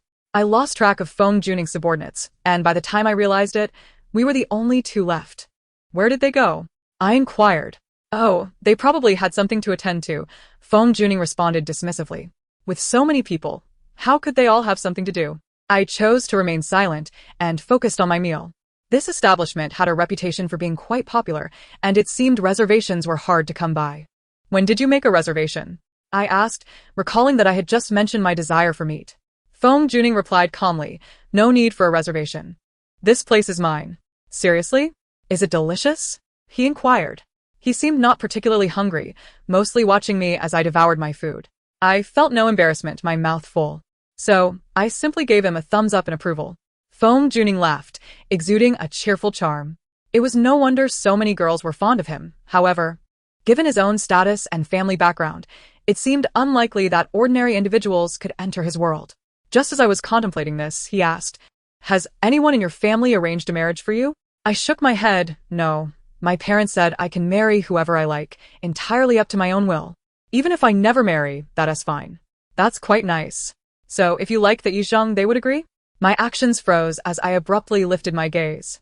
Perhaps it was the lighting, but I couldn't quite discern his expression and was at a loss for how to respond. I didn't expect a happy ending, nor dared to hope for a beautiful romance. Those belonged to others. My existence was merely a reflection of theirs. I felt utterly empty. Why overthink it? Seize the moment. Who knows when my time will run out? I said. Feng Juning frowned. "Don't speak like that." "Hee, I was just joking. You haven't eaten much. You should eat more." By the time we returned to school, the night had fully fallen. Feng Juning insisted on escorting me to the entrance of my dormitory, but I declined, expressing a desire to stroll around the campus instead. He waved his hand dismissively. "All right, just let me know when you arrive." "Understood." A gentle breeze swept through the night, offering a pleasant embrace as I walked, making me feel like the protagonist of an MV. I decided it was time to set the mood with a song. I rummaged through my bag for my headphones, but instead of finding them, I encountered someone standing before me. Looking up, my mind went blank. "What are you doing here?" Yi Zheng regarded me with a smile. His eyes, however, were icy. Sensing something was amiss, I turned to flee, only to have him grasp my arm first. "We need to talk," he stated. Very well. It was indeed time for a discussion. I couldn't keep avoiding him. We headed to the library's management office, which was open 24 hours, with personnel on duty during the night. "The regular administrator's child is ill and at the hospital, so I'm filling in tonight," Yi Zheng explained. I had known him long enough to understand that he spent all his free time in the library, so he must have been well acquainted with the administrator. Oh. I fell silent afterward, feeling a bit awkward. I glanced at Yi Zheng, only to find him staring intently at me. "What are you looking at?" I stammered, unnerved by his gaze. Yi Zheng chuckled softly. "Nothing, I just feel like I haven't truly looked at you in a long while." My cheeks flushed crimson. He truly was the male lead, with a knack for disarming charm. "Jiang Kiki," he suddenly called my name, making my heart race. "What?" He stepped closer. "It seems you've been avoiding me lately." "Oh no." I nervously chuckled. No, you've got it all wrong." Is that so? Yi Zheng smirked, his eyes sharp. As he advanced toward me. I instinctively retreated until my back hit the cold wall. "Perhaps I've frightened you," he murmured, his gaze lowered, projecting an air of misplaced vulnerability. "I think I should give you time to think. Since that day, I've been holding back, but it's been far too long. I can't wait anymore. I saw you out on a date with that guy, and I nearly lost my mind. Jiang Kiki, do you like him?" My heart ached with despair, and I lowered my gaze, too afraid to meet his eyes. Without warning, he seized my waist and lifted me onto a nearby table. It was high enough for us to meet at eye level. "Answer me," he said gently, cradling my face with a tone that brooked no argument. I could no longer evade his gaze. The hurt and helplessness inside me overflowed with tears, and I couldn't help but unleash my frustration. "Why are you being so fierce? You have no idea how hard each day has been for me." "No, Kiki, I'm not being fierce," Yi Zheng said, flustered as he wiped my tears away. I might have been too anxious, and my tone slipped. "I'm sorry, Kiki, please don't cry." The more he tried to soothe me, the more uncontrollable my tears became. Snot and tears flowed freely as I unreasonably grabbed his sleeve and rubbed my face against it. "Who likes him?" "You're just guessing wildly. What is wrong with you?" Yi Zheng took my outburst in stride, laughing instead. "If I'm the one with issues, then does Kiki like me?" At this point, I had nothing left to hide. So, I laid my cards on the table. "Of course I like you, but what good does that do? There's no possibility for us." It wasn't merely a matter of male lead and female supporting character. There was that one incident that could make him despise me for a lifetime. I dared not dwell on it. Suddenly, Yi Zheng enveloped me in his arms. "That's enough," he said, his voice deep and powerful, miraculously calming my restless heart. "Jiang Kiki, I don't know what you're worried about, but as long as this is certain, I won't fear anything else." I remained silent. Nestled against his shoulder was a source of comfort, as if I could forget everything. I closed my eyes. Just as I had told Feng Juning, seize the moment. So, let us grasp this moment, regardless of how tragic the conclusion may be. After reconciling with Yi Zheng, I finally indulged in my peach-flavored bubble tea after a long hiatus. Today's bubble tea seemed extraordinarily sweet. I shared my thoughts with Juning, who sat across from me, but she merely shot me a glance and remarked, "It's your heart that's sweet, isn't it?" I was left speechless. Since becoming familiar with Zhu Ning, I discovered that beneath her seemingly aloof exterior lay a witty and sharp-tongued personality. I have also come to understand that she has been in a 5-year romantic relationship with her boyfriend, leading a life filled with her own thoughts and aspirations, rather than being constrained by the script as the stereotypical female lead. It appears that this so-called script has been in disarray from the very beginning. The question now lies in how the system will handle this situation. "I'm leaving. You can continue waiting for him. I'm off to watch a movie with my boyfriend." As she picked up her bag and walked past me, a fragrant breeze enveloped me, stirring my heart with a flutter of yearning. If I were a man, I would certainly pursue her. Shortly after Zhu Ning departed, Yi Zheng finished work. He pointed at the small milk froth I had just consumed and remarked, "We agreed on 2 cups a week, and you've already finished yours for this week." I know, stop nagging," I retorted. "They always say too much drinking is bad, but how could I resist when I wanted to indulge?" He chuckled and naturally took my hand. "Let us go." When the system arrived, it was already several nights later. At that moment, Yi Zheng was pressing me against a discreet corner, kissing me tenderly, and just as I was becoming breathless, I suddenly heard the system shout in alarm. I was startled. The system's eyes were nearly bulging out of its sockets. "What is happening?" I was left speechless. Upon returning to the dormitory, I confessed my relationship with Yi Zheng to the system. With prior events as a backdrop, the system accepted it rather swiftly. Your progress is too rapid. I was too weary to dwell on that, hastily inquiring, what did they say on your end? The system replied, it should be good news for you. Oh, How so? They mentioned that this world has deviated from the script from the very start, so we no longer need to adhere to it. And there are no longer any lead roles. In a certain sense, you and Yi Zheng can indeed be together. I couldn't help but feel elated, really. Moreover, your ending does not necessarily have to be death. Since your compatibility with this realm is higher, you have been granted permission to remain here indefinitely. My joy only grew. So, does that mean I won't have to complete tasks anymore? The system hesitated. Theoretically, yes, but you still have one final task. What task? The system fell silent, glancing at me as if it were holding back something, before finally stating, you must help restore Yi Zheng's true identity. As expected, the revelation had arrived. The system had long mentioned that Yi Zheng, as the male lead, was not merely an ordinary civilian. His true identity was that of the sole heir to the prestigious Jiang family in City A. Yes, I was the counterfeit heiress while he was the legitimate young master. In the original script, the mother of the supporting female character and Yi Zheng's mother gave birth simultaneously. And the supporting female character's aunt happened to be the head nurse at the top hospital. Witnessing her sister bleed out and die left her heartbroken. With no father to support her, she had to raise the child herself, but given her own chaotic life, how could she possibly care for a baby? While holding the infant girl, she thought of the soon-to-give birth Mrs. Jiang. Without a second thought, she decided to personally deliver the baby, dismissing everyone else. Taking advantage of Mrs. Jiang fainting after childbirth, she successfully swapped the infants. She returned home with the boy, feeling fear and guilt, and resigned from her position as head nurse to work at a small clinic. Thus, the baby girl became a spoiled heiress, while the destined noble boy lived a life of hardship. Although you are both deeply in love now, I fear this hurdle may be insurmountable for him, the system sighed.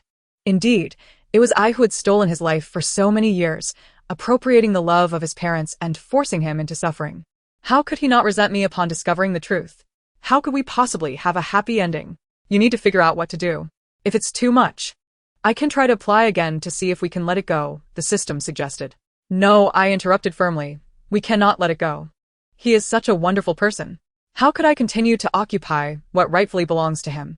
Then we need to choose a time. Sooner rather than later, I said. I recalled that night when he accompanied me to the dormitory and hurried off to give tutoring lessons. He looked at me with gentle yet resolute eyes. Kiki, wait for me a little longer. I will surely stand by your side. I knew he would, but the dilemma lay with me. As a thief, I felt utterly unworthy of loving him. I could not change the past, but at the very least, I could return everything to him now, regardless of the cost. In the deep autumn, it had been over 3 months since the semester began.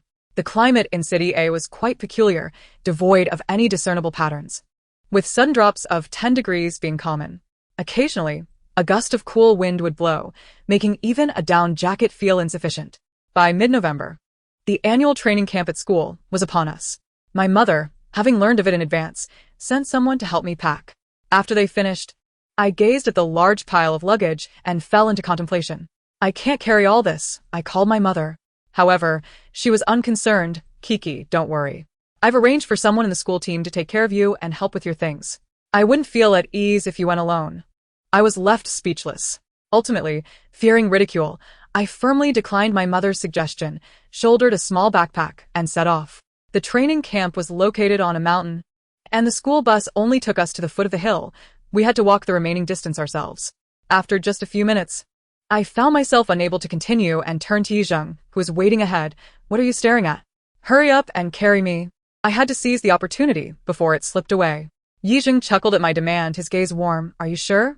Looking back at the people behind us, I sighed and abandoned the idea. System. Why must I endure this suffering? The system was comfortably lounging, playing a game, exuding a leisure that was almost enviable. Suffering? You're here to enjoy yourself. To be precise, this is your last chance to relish your identity.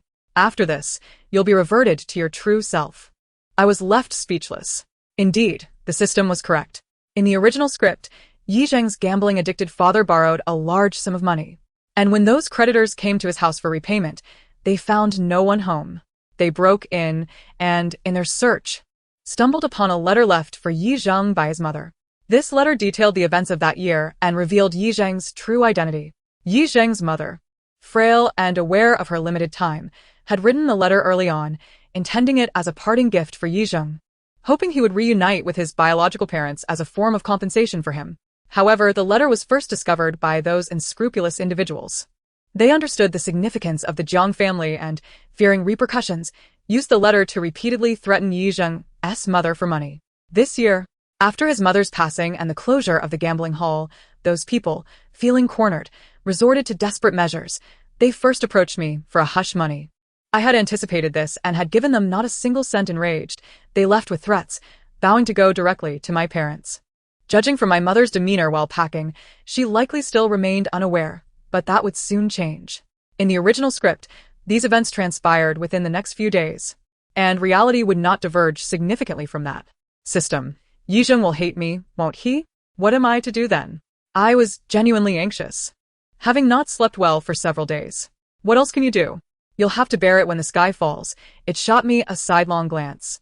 When it noticed my lips quivering as if I was about to cry, it quickly softened its tone. It's all right. If you can't face it, just run away. Find somewhere no one knows you, and live well. After all, you have saved quite a bit of money, which is certainly better than dying. But I can't bear to part with my parents. The warmth of the system's empathy vanished once more. No, it is Yi Zheng's parents you are reluctant to leave. I was left speechless. After nearly exhausting myself, we finally arrived at our destination. After a brief respite, everyone began to set up their tents. I shared a tent with Zhu Ning, whose resourcefulness was impressive. I barely assisted, and she had everything ready in no time. I couldn't help but give her a thumbs up. You're amazing. Zhu Ning beamed modestly for a moment, then sighed. I miss my boyfriend a bit. I'm going to video call him. I thought, just this morning, I saw him drop you off. Is it really necessary? Indeed. The sweetness of love seemed to belong to others, while I remained empty-handed. The mountain air was a bit chilly, and I sat on the ground in my down jacket, lost in thought. I pondered many things, even unaware of when Feng Juning had arrived. What are you sitting here for? He inquired. I felt incredibly emo and had no desire to speak, merely sighed in response. Feng Juning smiled. What's wrong? Did you break up? I glanced at him. Soon. He sat down beside me, leaning in conspiratorially. Do you think I have a chance? None. Once my true identity is revealed, he would likely flee. Why so heartless? Not even a chance? I replied with a hint of gravity. My heart is cold and unfeeling. Feng Juning was taken aback. Moments later, Yi Zheng arrived, casting a cold gaze at Feng Juning, who met his stare without flinching. I couldn't be bothered to intervene in their childish stares, so I stood up, brushed off my pants, and walked away, with Yi Zheng trailing behind. I dislike you speaking with him, he stated. Soon, you won't like me either. He likes you. Soon, Yi Zheng would no longer like Jiang Kiki. He suddenly grasped my hand, his expression filled with concern. What's wrong? I looked into his striking, deep-set eyes, flecked with a glimmer when they met mine. His high nose and sharply defined jawline exuded an allure that was dangerously captivating. I knew many girls at school admired him, including wealthy heiresses and stunning beauties. If he no longer liked me, he would surely end up with one of them. He was already exceptional, and with the Jiang family's prestige, he would shine even brighter, becoming utterly unattainable. Let this continue indefinitely. It's nothing. I just want you to promise me something. What is it? No matter what happens, you must never seek revenge on me. Damn it, love can be absent, and familial ties too, for I have always possessed nothing. Yet, I found myself somewhat reluctant to part with this life of mine. I had previously bullied Yi Zheng, and considering the impending events, if he were to become furious, he could easily send someone after me. He had become so formidable that extinguishing my insignificant existence would be as effortless as squashing an ant. Yi Zheng appeared slightly bewildered. What are you talking about? Just answer whether you agree or not. If you refuse, I will never speak to you again. Yi Zheng quickly reassured me. All right, I promise. I will agree to whatever you say. His hands were warm, cradling my face, making me feel as though I was held tenderly at the core of his heart. A wave of emotion surged through me, and I promptly averted my gaze to suppress the tears welling up. Let us eat. I'm hungry. Okay. As we were camping, we had to fend for ourselves regarding meals. Yi Zheng took charge of grilling the meat while I merely focused on eating. After we had our fill, a group gathered around the campfire, dancing joyfully. their smiles infectious. I couldn't resist pulling Yizheng into the fray, dancing wildly. Yizheng, with his calm demeanor, remained unperturbed by my antics, simply watching me with a smile, perhaps cautioning me, "Watch your step." I felt a pang of sadness. System, he is so gentle. I can hardly bear to let him go. The system, displaying an unexpected touch of humanity, remarked, "Didn't you often say to seize the moment? Why have you forgotten? Cherish the present and refrain from overthinking." Enlightened, I nodded vigorously. "You're right." Thanks to the system's reminder, during the following days, I set aside all concerns and devoted myself entirely to enjoying my time with Yizheng. I incessantly snapped photos and recorded videos, attempting to capture every moment, yet time, that elusive entity, could never be held.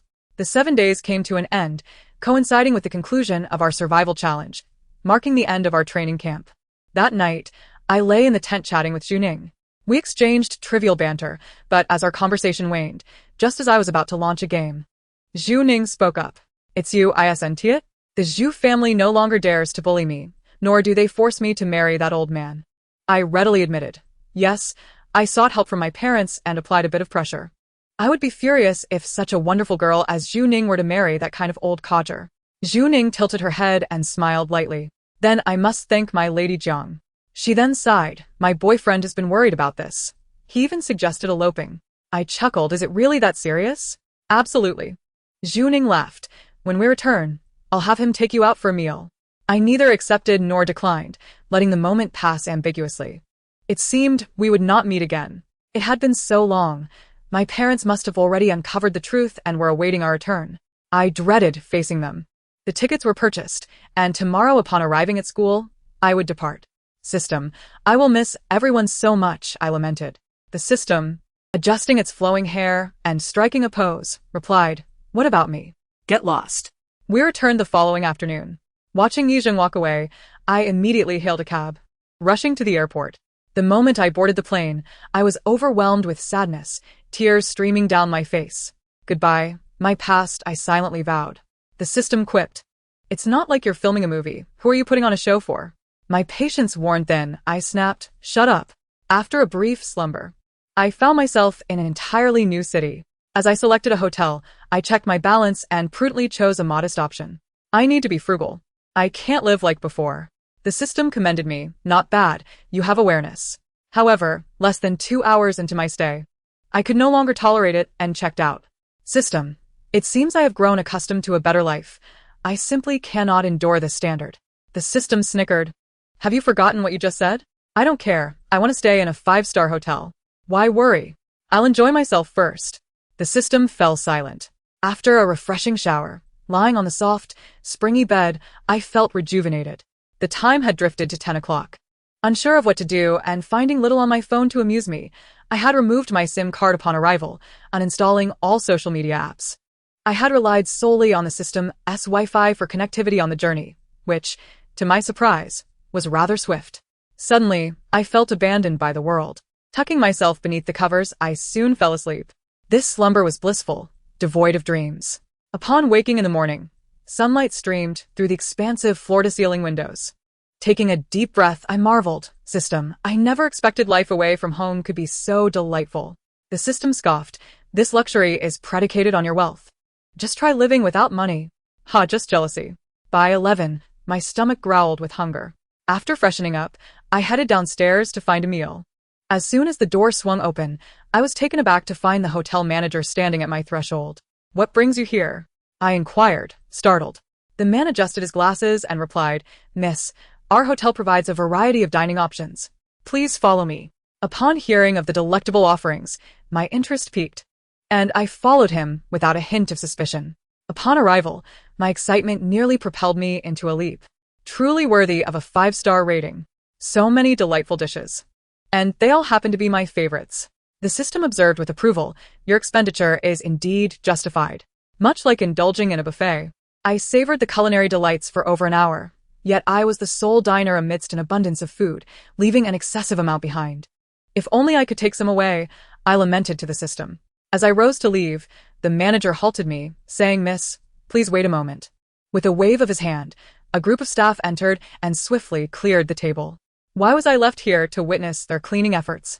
I rolled my eyes, only to hear a familiar voice call out, Kiki. I felt as though struck by lightning, turning towards the entrance where, indeed, stood my mother. Her eyes were swollen from tears as she rushed over to embrace me.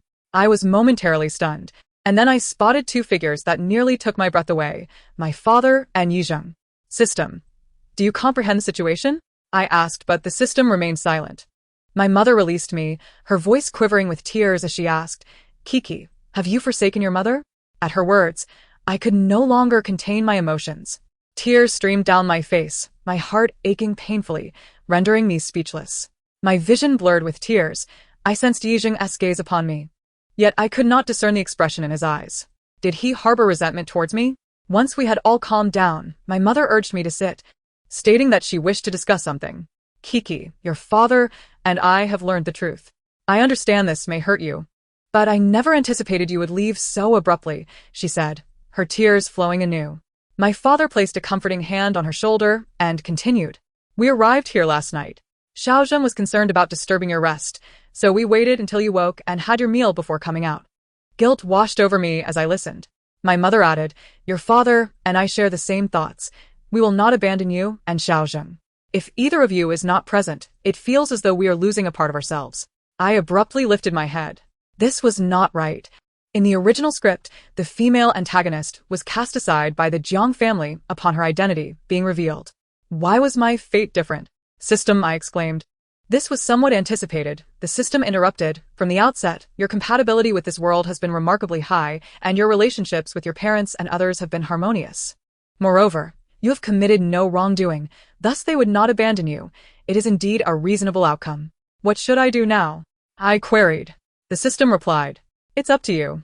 If you wish to return, you may, and if not, then don't. Your mission has been accomplished. This revelation filled me with elation. Is that truly permissible? Indeed. Then, Kiki, do you wish to return home with your mother? My mother asked, tears glistening in her eyes as she extended her hand towards me. Without further hesitation, I grasped her hand and nodded vigorously. Yes. Out of the corner of my eye, I noticed Yizheng also wearing a gentle smile. That very evening, we returned home. My father had already arranged for Yizheng's belongings to be moved in. His room was directly across from mine. My mother leaned in and whispered, the night you returned from the training camp, we spoke with Xiaozhen, intending to gauge his feelings about coming home. At that time, we were unaware you had left. Xiaozhen stated that if this situation would cause you pain, he would prefer to bury it in his heart and never acknowledge us. Later, when we found we could not reach you, he seemed nearly beside himself. My mother sighed. He is truly a good boy. We have caused him too much suffering. Thinking of his past filled me with sorrow. You must make amends to him in every way possible, prioritizing his needs above mine, I implored. He had endured so much hardship. I would willingly give him everything I possessed, for as long as he was happy, I would find my own happiness. This sentiment elicited a laugh from my mother. What nonsense! You are both equally dear to me. That night, I paced back and forth in front of Yizheng's door, hesitating to knock. The system encouraged me, and just as I summoned the courage to rap on the door, it swung open from within. Yizheng, seemingly unfazed, raised an eyebrow and tilted his head, come in. I meekly replied with an oh, gingerly stepping inside. Even the soft sound of the door closing behind me made me flinch. What brings you here? Yizheng invited. Suddenly at a loss for words, I stammered, I am sorry. To my surprise, he chuckled. What exactly are you apologizing for? After a moment's hesitation, I said, for taking your place and causing you so much distress. Incorrect. Try again. Then it's for taking your parents. Still incorrect. What else could it be? After pondering for a while, I finally stated, it must be that I previously bullied you with my power. Yizheng laughed heartily. You have quite the way with words. There was no escaping the situation, so I had to concede. None of those are correct, he suddenly said, his playful demeanor shifting to seriousness. I gazed at him as he lowered his eyes, lazily observing me. Your only mistake was attempting to leave me. I was taken aback. Apologize to me, he commanded. His expression was solemn, and I felt a twinge of fear. Quickly responding, I'm sorry. I heard him emit a soft sigh. Kiki. In an instant, he pulled me close, one arm wrapping around my waist while the other cradled the back of my head, drawing me into a kiss that was both demanding and tender. Initially fervent, the kiss soon softened into a gentle, drizzling caress, intoxicatingly sweet. Once we broke apart, breathless, He leaned towards my ear and said, "You did not do anything wrong, nor did you compel her to act. You have nothing to apologize for, nor should you feel guilty. Do you understand?" I nodded, nearly on the verge of tears. "You truly don't blame me?" Yizheng playfully brushed my nose with his fingers. "How could I ever blame you? Now that you've grown so formidable, will you bully me in the same way I once bullied you?" Yizheng smirked, his expression teasing. "Generally, I wouldn't tee, but certain exceptional circumstances may apply." "What circumstances?" He merely smiled and offered no reply. That night, moved by his affection, I could no longer hold back and clung to him, weeping through the night. Yizheng comforted me throughout, even when my swollen eyes made me cling to him. Refusing to walk, he personally carried me back to my room. In that moment, I resolved never to leave his side again. I loved him. 3 days later, at my insistence, my parents announced Yizheng's identity to everyone. They also revealed my relationship with him, declaring that I would continue to reside in the Yi household as his fiancée. I was utterly taken aback, having not been informed beforehand. When I later asked my mother, she winked at me, saying it was Xiao Zheng who suggested we say it this way. What a clever young man, indeed. "Mommy, there's one more thing," I said. "What became of the group that came to our house to reveal the truth?" My mother's expression darkened at the thought. "Had I known they had extorted you, I would have ensured they entered but could not leave." Afterward, her gaze softened as she looked at me. "Your father handed it over to the legal team. They have committed numerous wrongdoings over the years, and once prosecuted, their survival is uncertain." That put my mind at ease. With everything settled, I couldn't help but notice that the system had been absent for several days, and I had no idea where it had gone. It was likely off somewhere slacking. The following day happened to be Monday, and I had to continue attending school with Yizheng. As we arrived at the school gate, a wave of anxiety washed over me. What should I do? I'm afraid they will mock me. In an instant, I felt transformed from a graceful swan into an ugly duckling, and I imagined a queue of onlookers eagerly awaiting the spectacle. However, Yizheng reassured me that won't happen. How could it not? I have been quite domineering and have offended many people. Yizheng remained unfazed, then just continue to be domineering. "If anything goes awry, I will be there to shield you." With the words of an authentic scion of the Yi family, what was there for me to fear? I felt considerably more at ease and walked through the school gate with my head held high, ready to confront anyone who dared to ridicule me. Surprisingly, no one pointed fingers or whispered about me. Most gazes of envy were directed towards Yizheng, who seemed oblivious to it all as he grasped my hand and led me straight to the classroom. Upon entering, Zhuning's face lit up upon seeing me. "You really came? I had my boyfriend check, and he said you would be here today. I didn't believe it at first." I quickly pulled Zhuning aside. "So, are there many people laughing at me?" Zhuning looked at me strangely. "What are you talking about? Who would dare to laugh at you?" Then she teased. "The fiancé of young Master Yi? No, I mean about being a fake heiress. Is there truly no one laughing at me?" "Absolutely not. You may not be a true heiress, but you are the fiancé of a wealthy family. They are all envious beyond measure. How could they possibly laugh? Besides, your parents treat you so well. Even if you don't hold that title, it doesn't change much."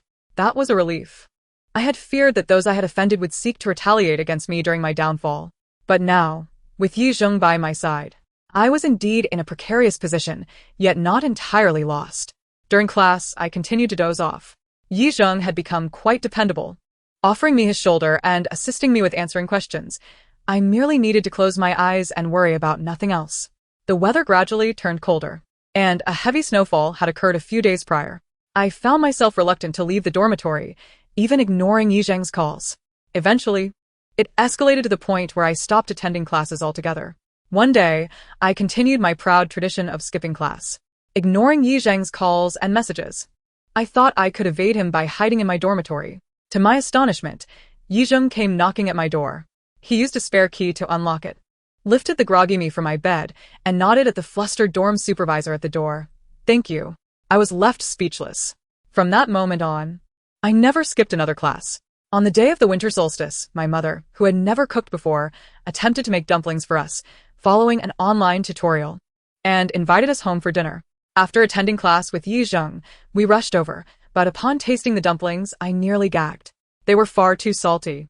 Observing my father, who was expressionless yet devouring them, I felt a surge of admiration. Yizheng was not to be outdone. He polished off several dumplings and suddenly said, "Thank you, Mom. My hand trembled as I held my chopsticks. This was the first time Yizheng had called her mom since returning. When I looked up my mother, I saw tears streaming down her face. Yes, it was indeed heartwarming, but there was no way I could eat those dumplings again. After the meal, my father sat on the sofa, drinking 3 large glasses of water in succession while inquiring about our school lives. Kiki. The principal mentioned to me that you often skip classes. Have you been skipping classes lately? I panicked and swiftly stepped on Yizheng's foot, awkwardly replying no. I haven't skipped any classes. My father nodded. Well, that's good. Yizheng said nothing, merely gazing at me with a smile. And I couldn't help but step on his foot again. My mother, who was munching on grapes, suddenly spoke up. Why is the principal so talkative? Kiki. Would you like me to find a way to have him replaced? My father.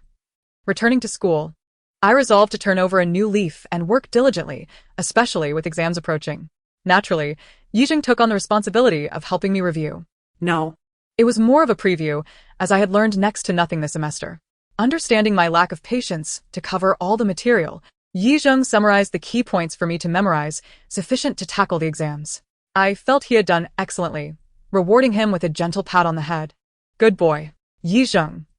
In the afternoon, when I met Yizheng at the library, I unexpectedly ran into Feng Junning. Delicate snowflakes floated down from the sky, and Feng Junning, wearing a black mask, was nearly unrecognizable. Zhang Diyi, where are you off to? I responded with confidence. To study. Feng Junning laughed. You studying? Really? What a strange way to speak. Had his brain frozen in the snow? I was about to ignore him when he suddenly asked, How have you been lately? Are you happy? I'm happy. That's good to hear. Feng Junning removed his mask, tilting his head slightly and giving me a mischievous smile. A puff of white breath escaped his lips, obscuring his face, but I heard him say, I hope Zhang Diyi remains this happy. It seemed he had truly lost it. How else could he utter such nonsensical words? Yizheng had spotted me from the window and came down to meet me. I knew he must have seen Feng Junning, for as soon as he reached me, he asked, What did he say to you? I found it amusing, yet feigned indifference. Nothing much, just wishing me happiness. Yizheng suddenly smirked coldly, his expression one of disdain. Humph. Before I knew it, the exams were over. I had performed poorly in 2 subjects and spent 2 anxious days fretting over the possibility of failing and having my parents notified. When the results were finally released, to my astonishment, I discovered I had passed all of them. All low scores floated by, but I had not failed. Triumphant, I sought out Yizheng to boast, only to encounter Zhu Ning on the way. Jiang Kiki, slow down. With all this snow, aren't you afraid of falling? She scolded me as soon as she saw me. Just like Yizheng. I pouted, and she continued, with the holidays coming, are you going home?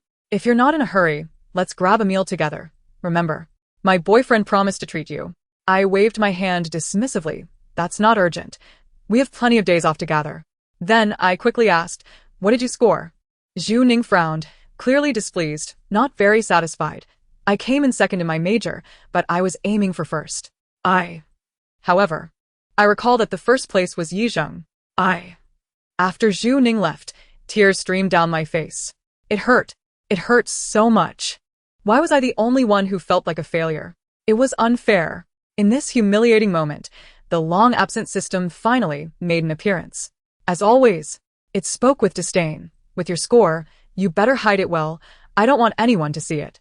If you don't feel embarrassed, I certainly do. I exclaimed with delight. System, where have you been? The system feigned a cough. I went to headquarters.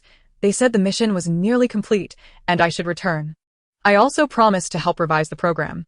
I must thank you for that. Although your skills are lacking, your luck seems to have turned out well. How many more times must I be struck down in a single day? I'm here to bid you farewell. I'm leaving, host. I know I'm handsome, dashing, and valiant. But don't think of me. Handsome, dashing, and valiant? A spirited system in a Wangzai outfit? Given the bond we had formed, I decided to extend a kind reminder. Well, if you're looking to find love, perhaps you should change out of that outfit. Even the default set is better than that one. And about the colleague who recommended that outfit, maybe consider severing ties. While I spoke earnestly, the system ignored my advice. You women love to sow discord. Our brotherhood is a matter of life and death. Do you think your words would sway me? Fine, wear it then. I suppose next time, I'll simply have to don an entire blue ensemble. My final farewell to the system concluded in an unsatisfactory manner. Yizheng approached from a distance, and in a fit of anger, I threatened him, "Do not mention your grades to our parents when we get home." The subject of my ire showed no sign of fear. Instead, he smiled warmly and enveloped me in his embrace, asking, "What if they inquire?" "Then you shall say you ranked at the very bottom and failed a subject. After all, he must not outshine me." Yizheng did not resist in the slightest, simply responding, "All right." That was more like it. "It's time to head home. Mom has already been urging us this morning." I nodded and naturally took his hand, leaving a perfect footprint in the snow. Yizheng's feet were several sizes larger than mine, resulting in impressively large prints. I placed my foot within his, curious to see just how much larger his was. Indeed, it was a whole size bigger. I glanced at Yizheng beside me. His profile was strikingly handsome, as if sculpted by an artist's hand with the most exquisite lines, imbued with an air of subtle aloofness. Yet, upon seeing me, that cool demeanor would dissipate in an instant, transforming into an endless warmth of spring. This, I suppose, is love. I couldn't help but smile. The snow began to fall more heavily, but we felt no urgency. I spoke and he listened. I played around and he laughed. Thus, we strolled leisurely along the path leading home. The end.